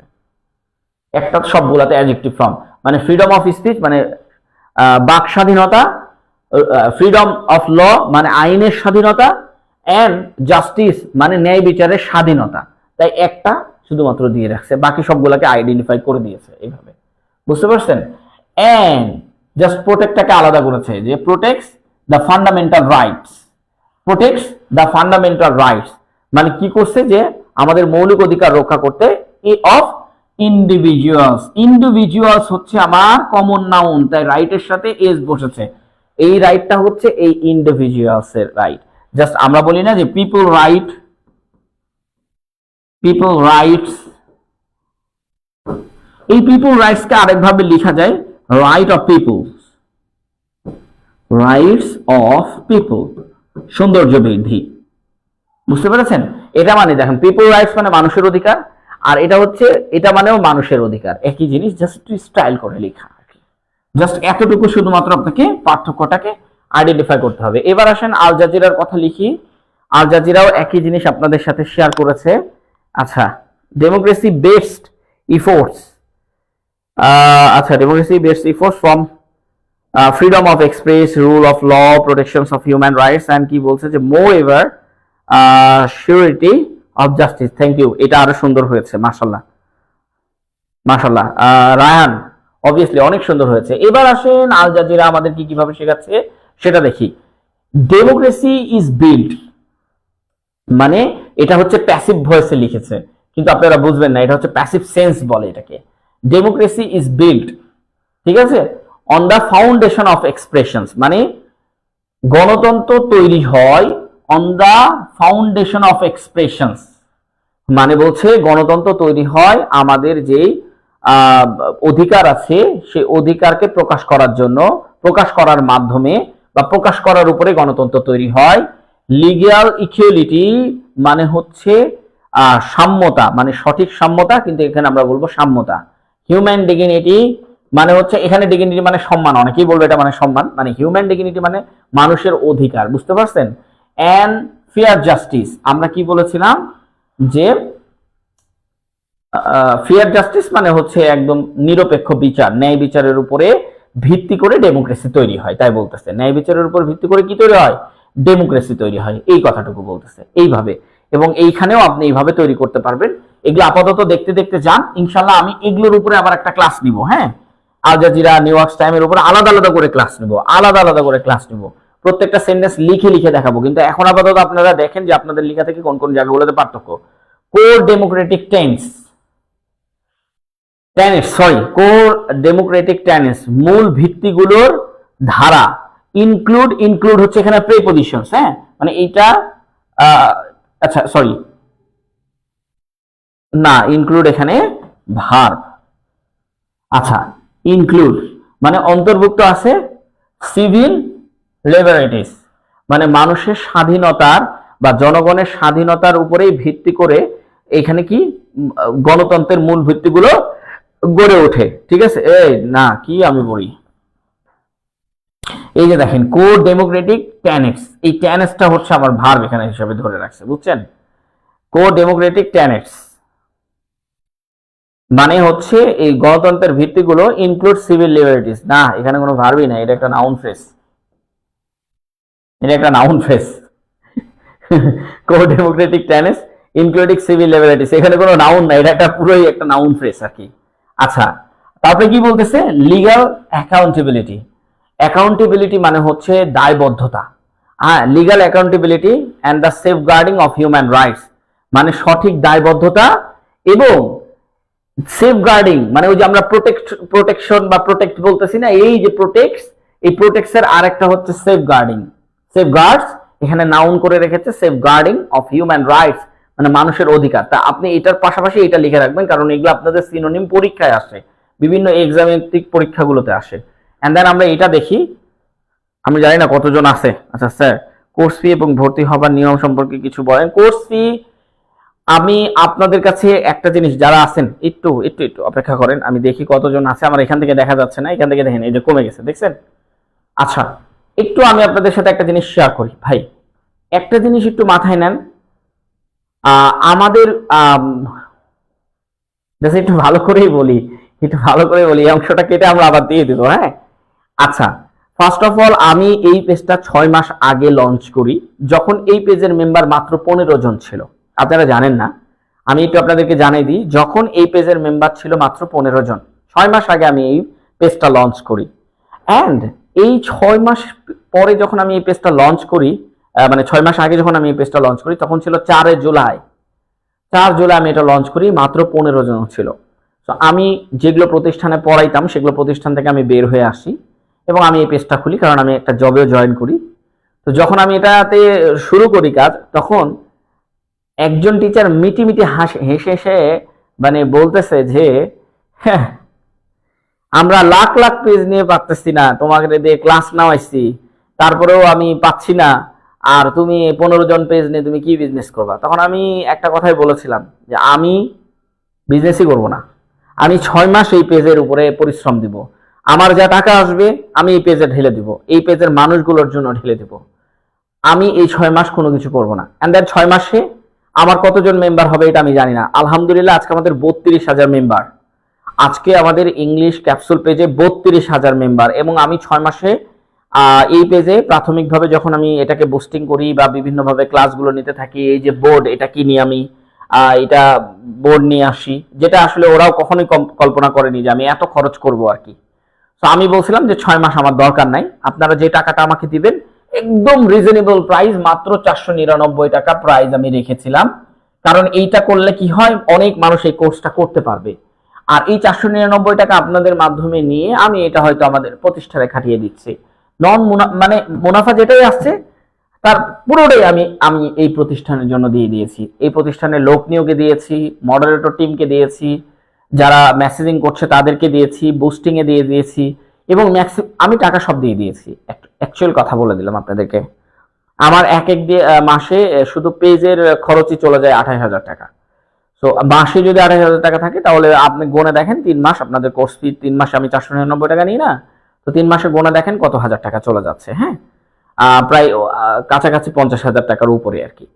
তো আমি এটা আপনাদেরকে বলতেছি, 50 কি বলি, 50-80,000 টাকার উপরে যাচ্ছে। তো এইটা আমি আপনাদেরকে এইটার জন্য বলতেছি, দেখেন এইটা আমি আপনাদেরকে আজকে এই কারণে আমি আপনাদেরকে জানাচ্ছি। দেখেন 499 টাকা অফার করে কিছু কিছু স্টুডেন্ট আছে 200 টাকা দিতে চাই, কিছু স্টুডেন্ট আছে 100 টাকা দিতে চাই। এই মানে কোর্স হচ্ছে ভিক্ষা করা কোর্স। মানে আমার মাঝে মাঝে এটা মনে হয় যে আমার কোর্সই আপনারা 1500 টাকা করে কিনতেছেন, অন্য জায়গায় রেকর্ড কোর্স, আর আমার কাছে এসে আপনি যখন 499 টাকা দিচ্ছি তখন আপনারা আমার কোর্স কিনতেছেন না। মানে আমাকে বলেন যে 200 টাকা দেন, 100 টাকা দেন, এত এত সস্তা আমার কোর্সের দাম। মানে এখন আমি যখন 6 মাস আগে বুস্টিং চালাইছি তখন বুস্টিং খরচ ছিল 133-34 টাকা, এখন বুস্টিং খরচ 160 টাকার উপরে যাচ্ছে। তো আমি জাস্ট আপনাকে এটাই বলতেছি, দেখেন ভাই,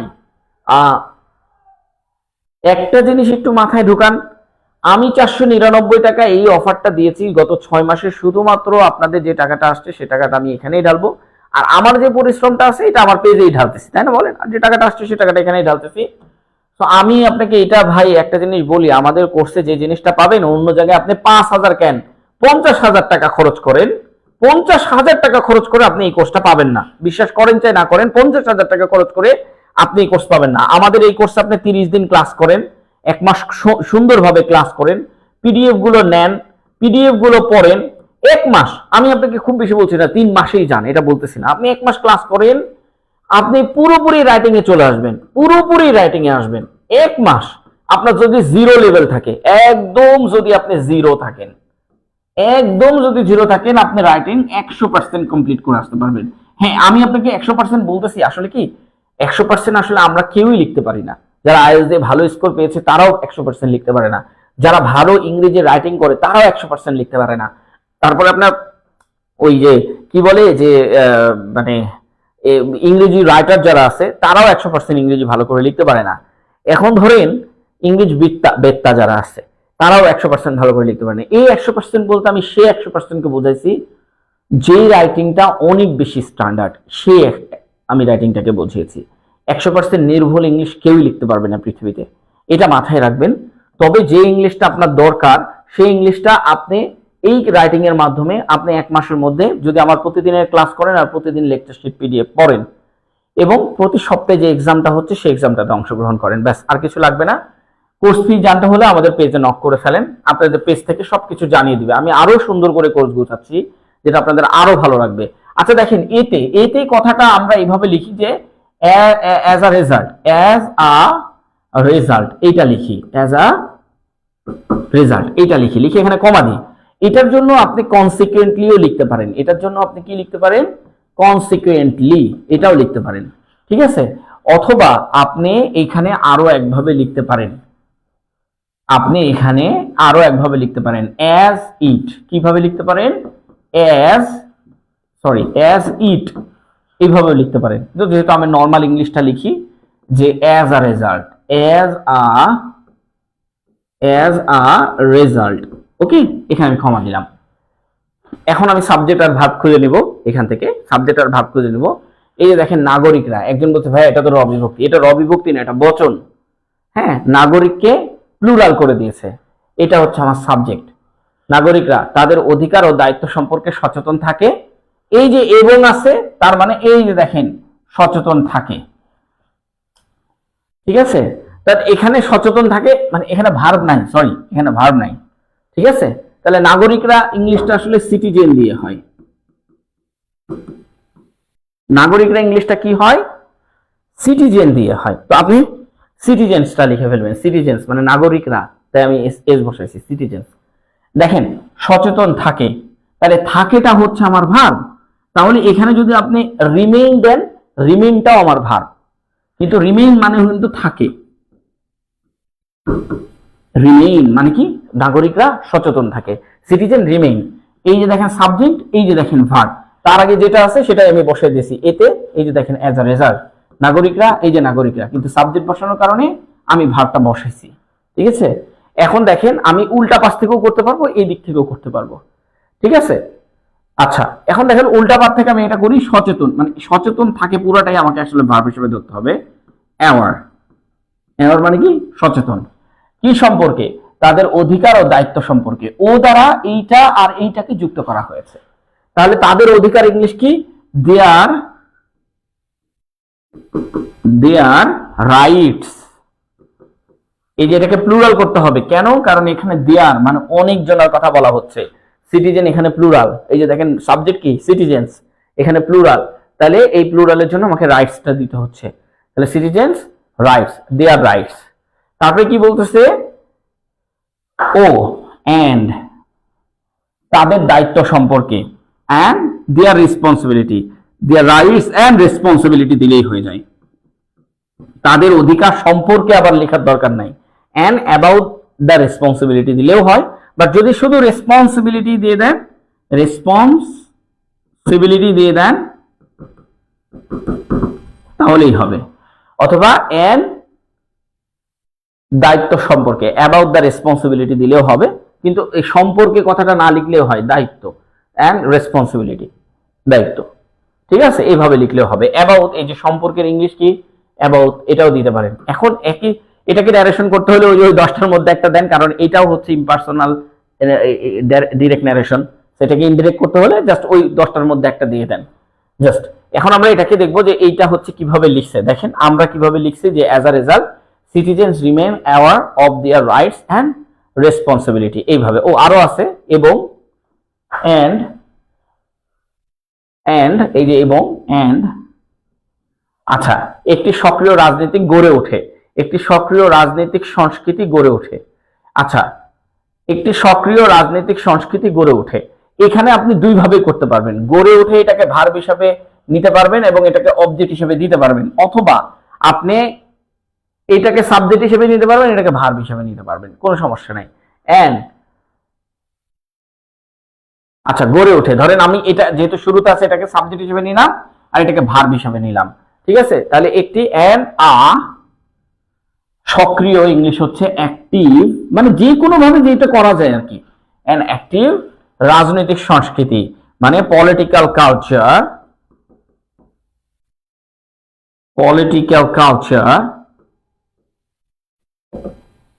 এখানে পলিটিক্স দিলাম না কেন, পলিটিক্যাল দিলাম কেন, কারণ পরে নাউন লিখেছি, এই জন্য এটাকে অ্যাডজেক্টিভ বানাই দিয়েছি।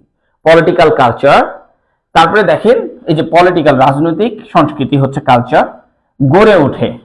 আচ্ছা, একা একা তো গড়ে ওঠে না, এখানে প্যাসিভ ভয়েস করলে বেটার হয়, তবে যে অ্যাক্টিভ ভয়েস করলে যে ভুল হবে তা না, ঠিক আছে? তাহলে গড়ে ওঠে, গড়ে ওঠা ইংলিশ কি? গড়ে ওঠা ইংলিশ হচ্ছে, গড়ে ওঠা ইংলিশ কিন্তু বিকাম, হয়ে ওঠা, হয়ে পড়া, হয়ে দাঁড়ানো, আর গড়ে ওঠা ইংলিশটাও কিন্তু বিকাম, ঠিক আছে? হ্যাভ বিন, এখন এখানে হ্যাভ বিন এখানে মেক দিলেই বেটার হয়, এখানে আসলে অন্য কিছু না। হ্যাভ বিন, আচ্ছা, গড়ে ওঠে, ইজ মানে ইজ দিলাম আর কি, মানে প্রেজেন্ট কন্টিনিউ, প্রেজেন্ট ইনডিফিনিটে করা যায়। আমরা প্যাসিভ ভয়েসের ক্লাসে ভালো করে আরেকটু সুন্দর করে শিখে নেব। ইজ ক্রিয়েটেড দিতে পারেন, ইজ বিল্ড দিতে পারেন, অথবা দিতে পারেন হচ্ছে ইজ মেড। মেড দিলে একটু অড লাগে, আপনি এখানে বিল্ড দেন,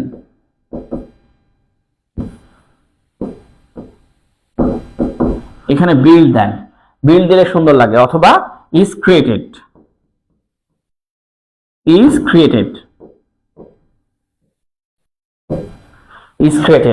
ঠিক আছে? আচ্ছা, এইটাই আপনি আবার নিউজ পেপার স্টাইলে দেখতে পারবেন। আমি আজকে মনে হয় একটু বিরক্তকর ক্লাস নিতেছি, আমি জানি না। হ্যাঁ, অফ হবে না স্যার? হ্যাঁ, অ্যাওয়ারের সাথে অফ হবে, অ্যাপ্রোপ্রিয়েট প্রিপোজিশন হিসেবে অফ হবে, এটা মিস্টেক হয়ে যায় গেছে আর কি।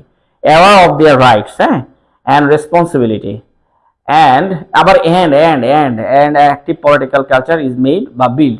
আপনার যদি মনে হয় যে গড়ে উঠে এইটা আগে দিব, তাহলে লিখতে হবে হচ্ছে created active political culture, created active political culture. কত বড় ভুল, এই যে অ্যান অ্যাক্টিভ পলিটিক্যাল কালচার দিয়ে চলে যাইতেছি, পরে আবার এটা আবার কাটছাট করে কিছু বেয়াদব আছে, এরা আবার মনে করেন যে ভুলের জন্য আবার বসে থাকে যে কখন ভুল হবে, ওই অংশটা নিয়ে যে মনে করেন প্রচারণা চালাবে। এই একটা সমস্যা, বুঝছেন? এই একটা সমস্যা আমাদের দেশে, অনেক বড় এরকম সমস্যা আছে। সমস্যাগুলোর জন্য আমরা অনেক বেশি সমস্যায় পড়ি। এটাতে আমরা শেষ করবো, সমস্যা নাই।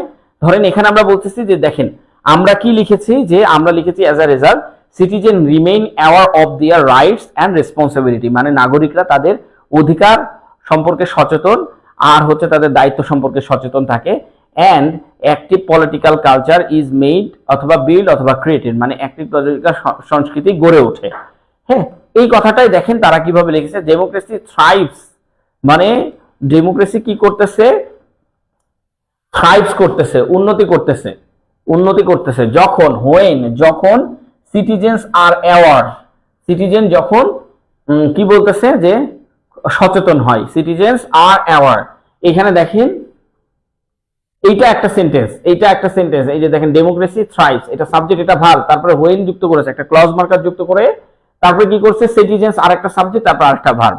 তাহলে citizens R aware of their civic responsibilities, মানে তাদের নাগরিক অধিকার সম্পর্কে সচেতন বা দায়িত্বশীল, ঠিক আছে?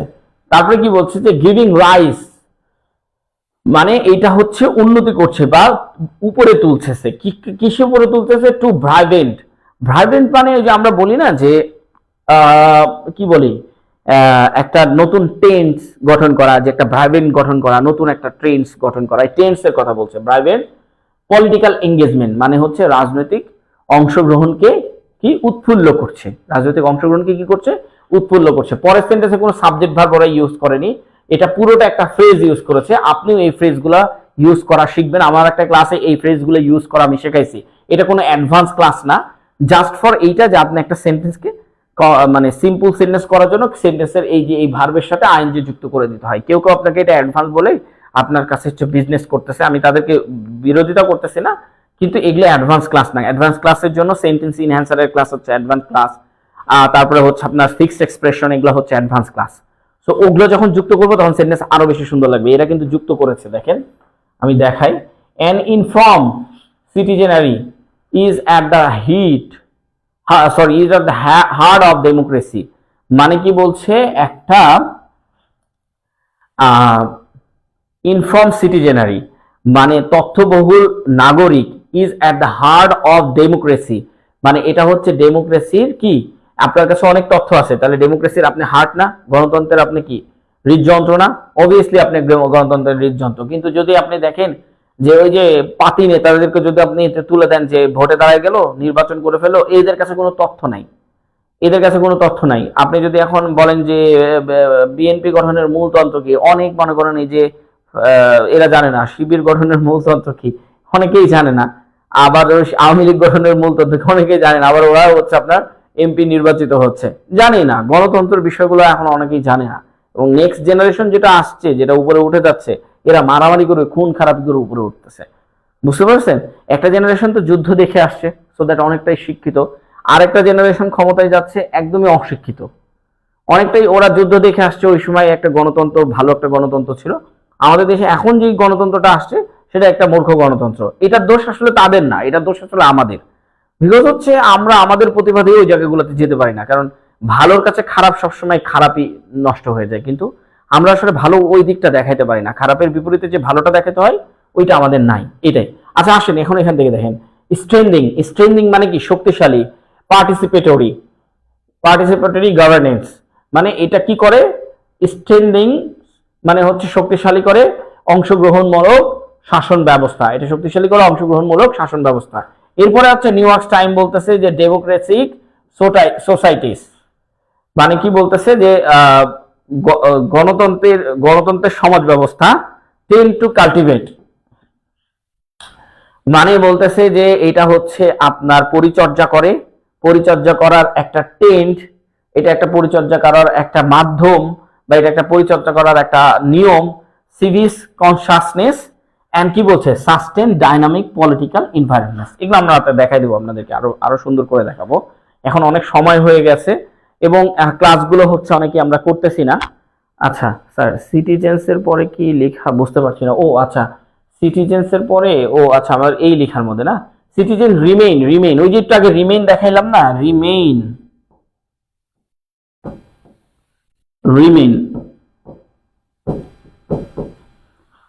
হ্যাঁ, সিটিজেন রিমেইন মানে আছে। আপনার যদি মনে হয় যে রিমেইন লিখবেন না, তাহলে হ্যাভ মানেও আছে। ওই যে আই হ্যাভ এ পেন, ওই হ্যাভ দিয়ে দিলেও হবে। আচ্ছা এগুলো আমরা দেখাচ্ছি, আমি নর্মালি ইংলিশ গুলোই দেখাচ্ছি। তবে আমি আপনাকে বলি যে আসলে হচ্ছে এটা আরেকটা ছিল। আচ্ছা এখন এটা বাদ দিয়ে আমি আপনাকে জাস্ট এতটুকু বলি। দেখেন গত ক্লাসে যেটা শেখানো হয়েছে ওটা হচ্ছে ন্যারেশন, গল্প টাইপসের। কেউ একজন বলছে he said that, Shamima said that, এখানে কেউ সেড দ্যাট নাই।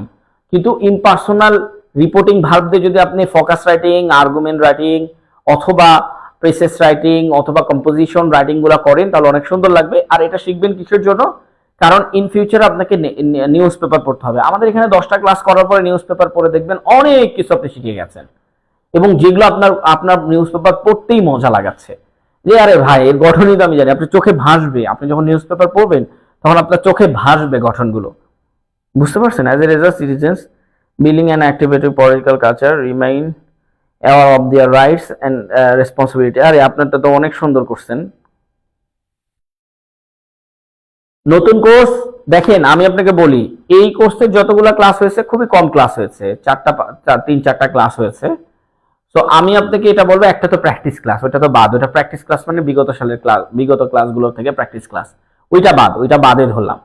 তো আমি আপনাকে বলতেছি, আপনার যদি রেকর্ড ক্লাস দেখে না পোষায় তবে আপনি ভর্তি হতে পারবেন, আপনি পরেরটাতে শিফট করবেন, কিন্তু পরেরটাতে আপনি 499 টাকায় ভর্তি হতে পারবেন না।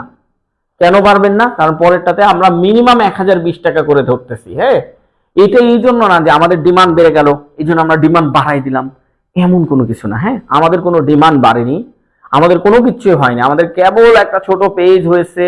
আমি বড় বড় 2-3 লাখ 6 লাখের পেজও আমি ক্লাস নিয়েছি।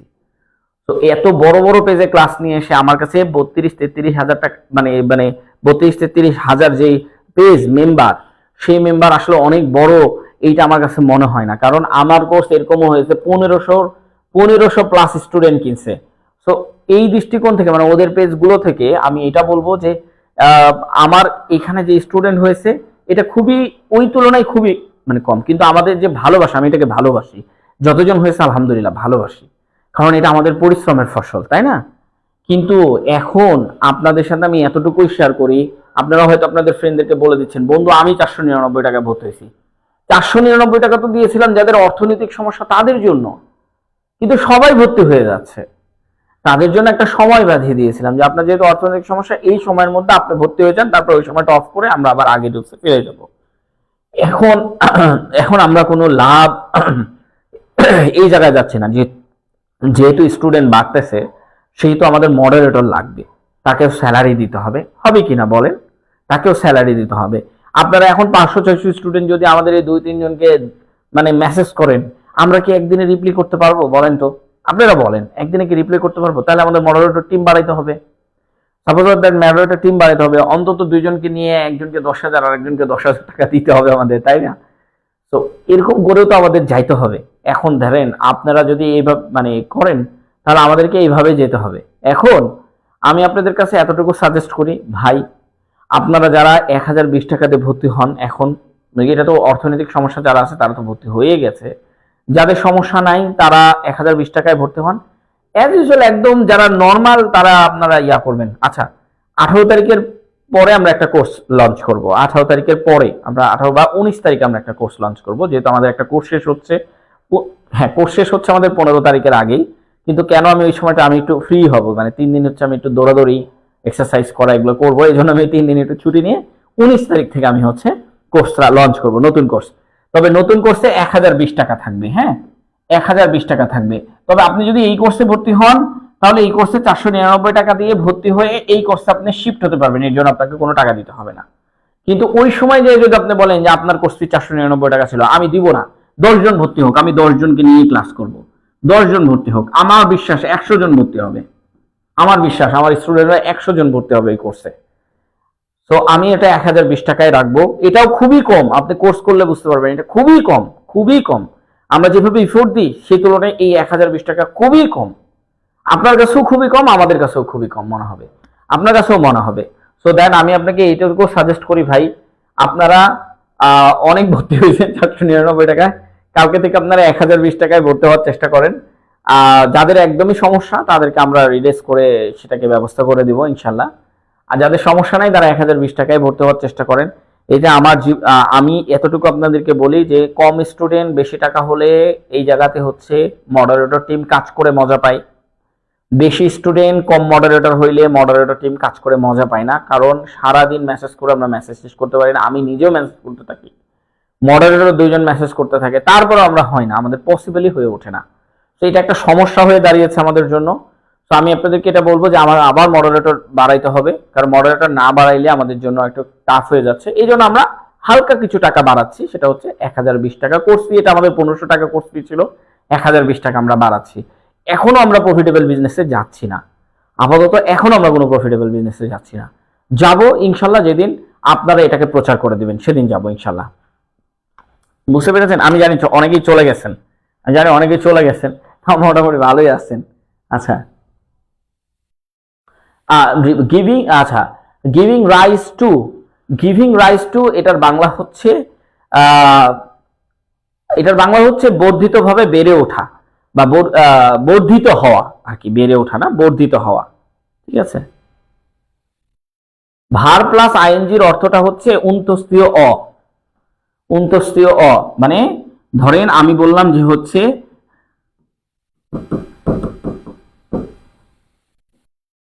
রাইটিং ডেভেলপমেন্ট, রাইটিং ডেভেলপমেন্ট, এই যে ভার প্লাস আইএনজি হচ্ছে অন্তস্তীয় অ মানে লিখায় উন্নতি, এই লিখায়, লিখায় এই যে অন্তস্তীয় অ, লিখায় উন্নতি। বুঝতে পারছেন? ভার প্লাস আইএনজি হচ্ছে এইভাবে করতে হয়। তো এটা আমরা শেখাবো, সমস্যা নেই, এগুলো সবকিছু শেখাবো ইনশাল্লাহ। আস্তে আস্তে সবকিছু শিখে যাবেন। আর যারা ক্লাস করছেন নিয়মিত তারা ক্লাস করেন নিয়মিত, ইনশাল্লাহ আপনাদের জন্য ভালো কিছু আসছে। আপনারা ভালো থাকবেন ইনশাল্লাহ। আল্লাহ হাফেজ, ভালো থাকবেন, সুস্থ থাকবেন। আমরা আজকে এই পর্যন্ত, দেখেন 11টা বেজে গেছে, আমার যে নেক্সট ক্লাসটা ছিল এটা মিস হয়ে গেল। আচ্ছা ওকে, আল্লাহ হাফেজ, ভালো থাকবেন, সুস্থ থাকবেন। নেক্সট ক্লাসে একটু দেখি যাওয়া যায় কিনা, 1 ঘন্টা লেট হয়ে গেছে। ওকে, আমরা এখন অফ করে দিচ্ছি, হ্যাঁ।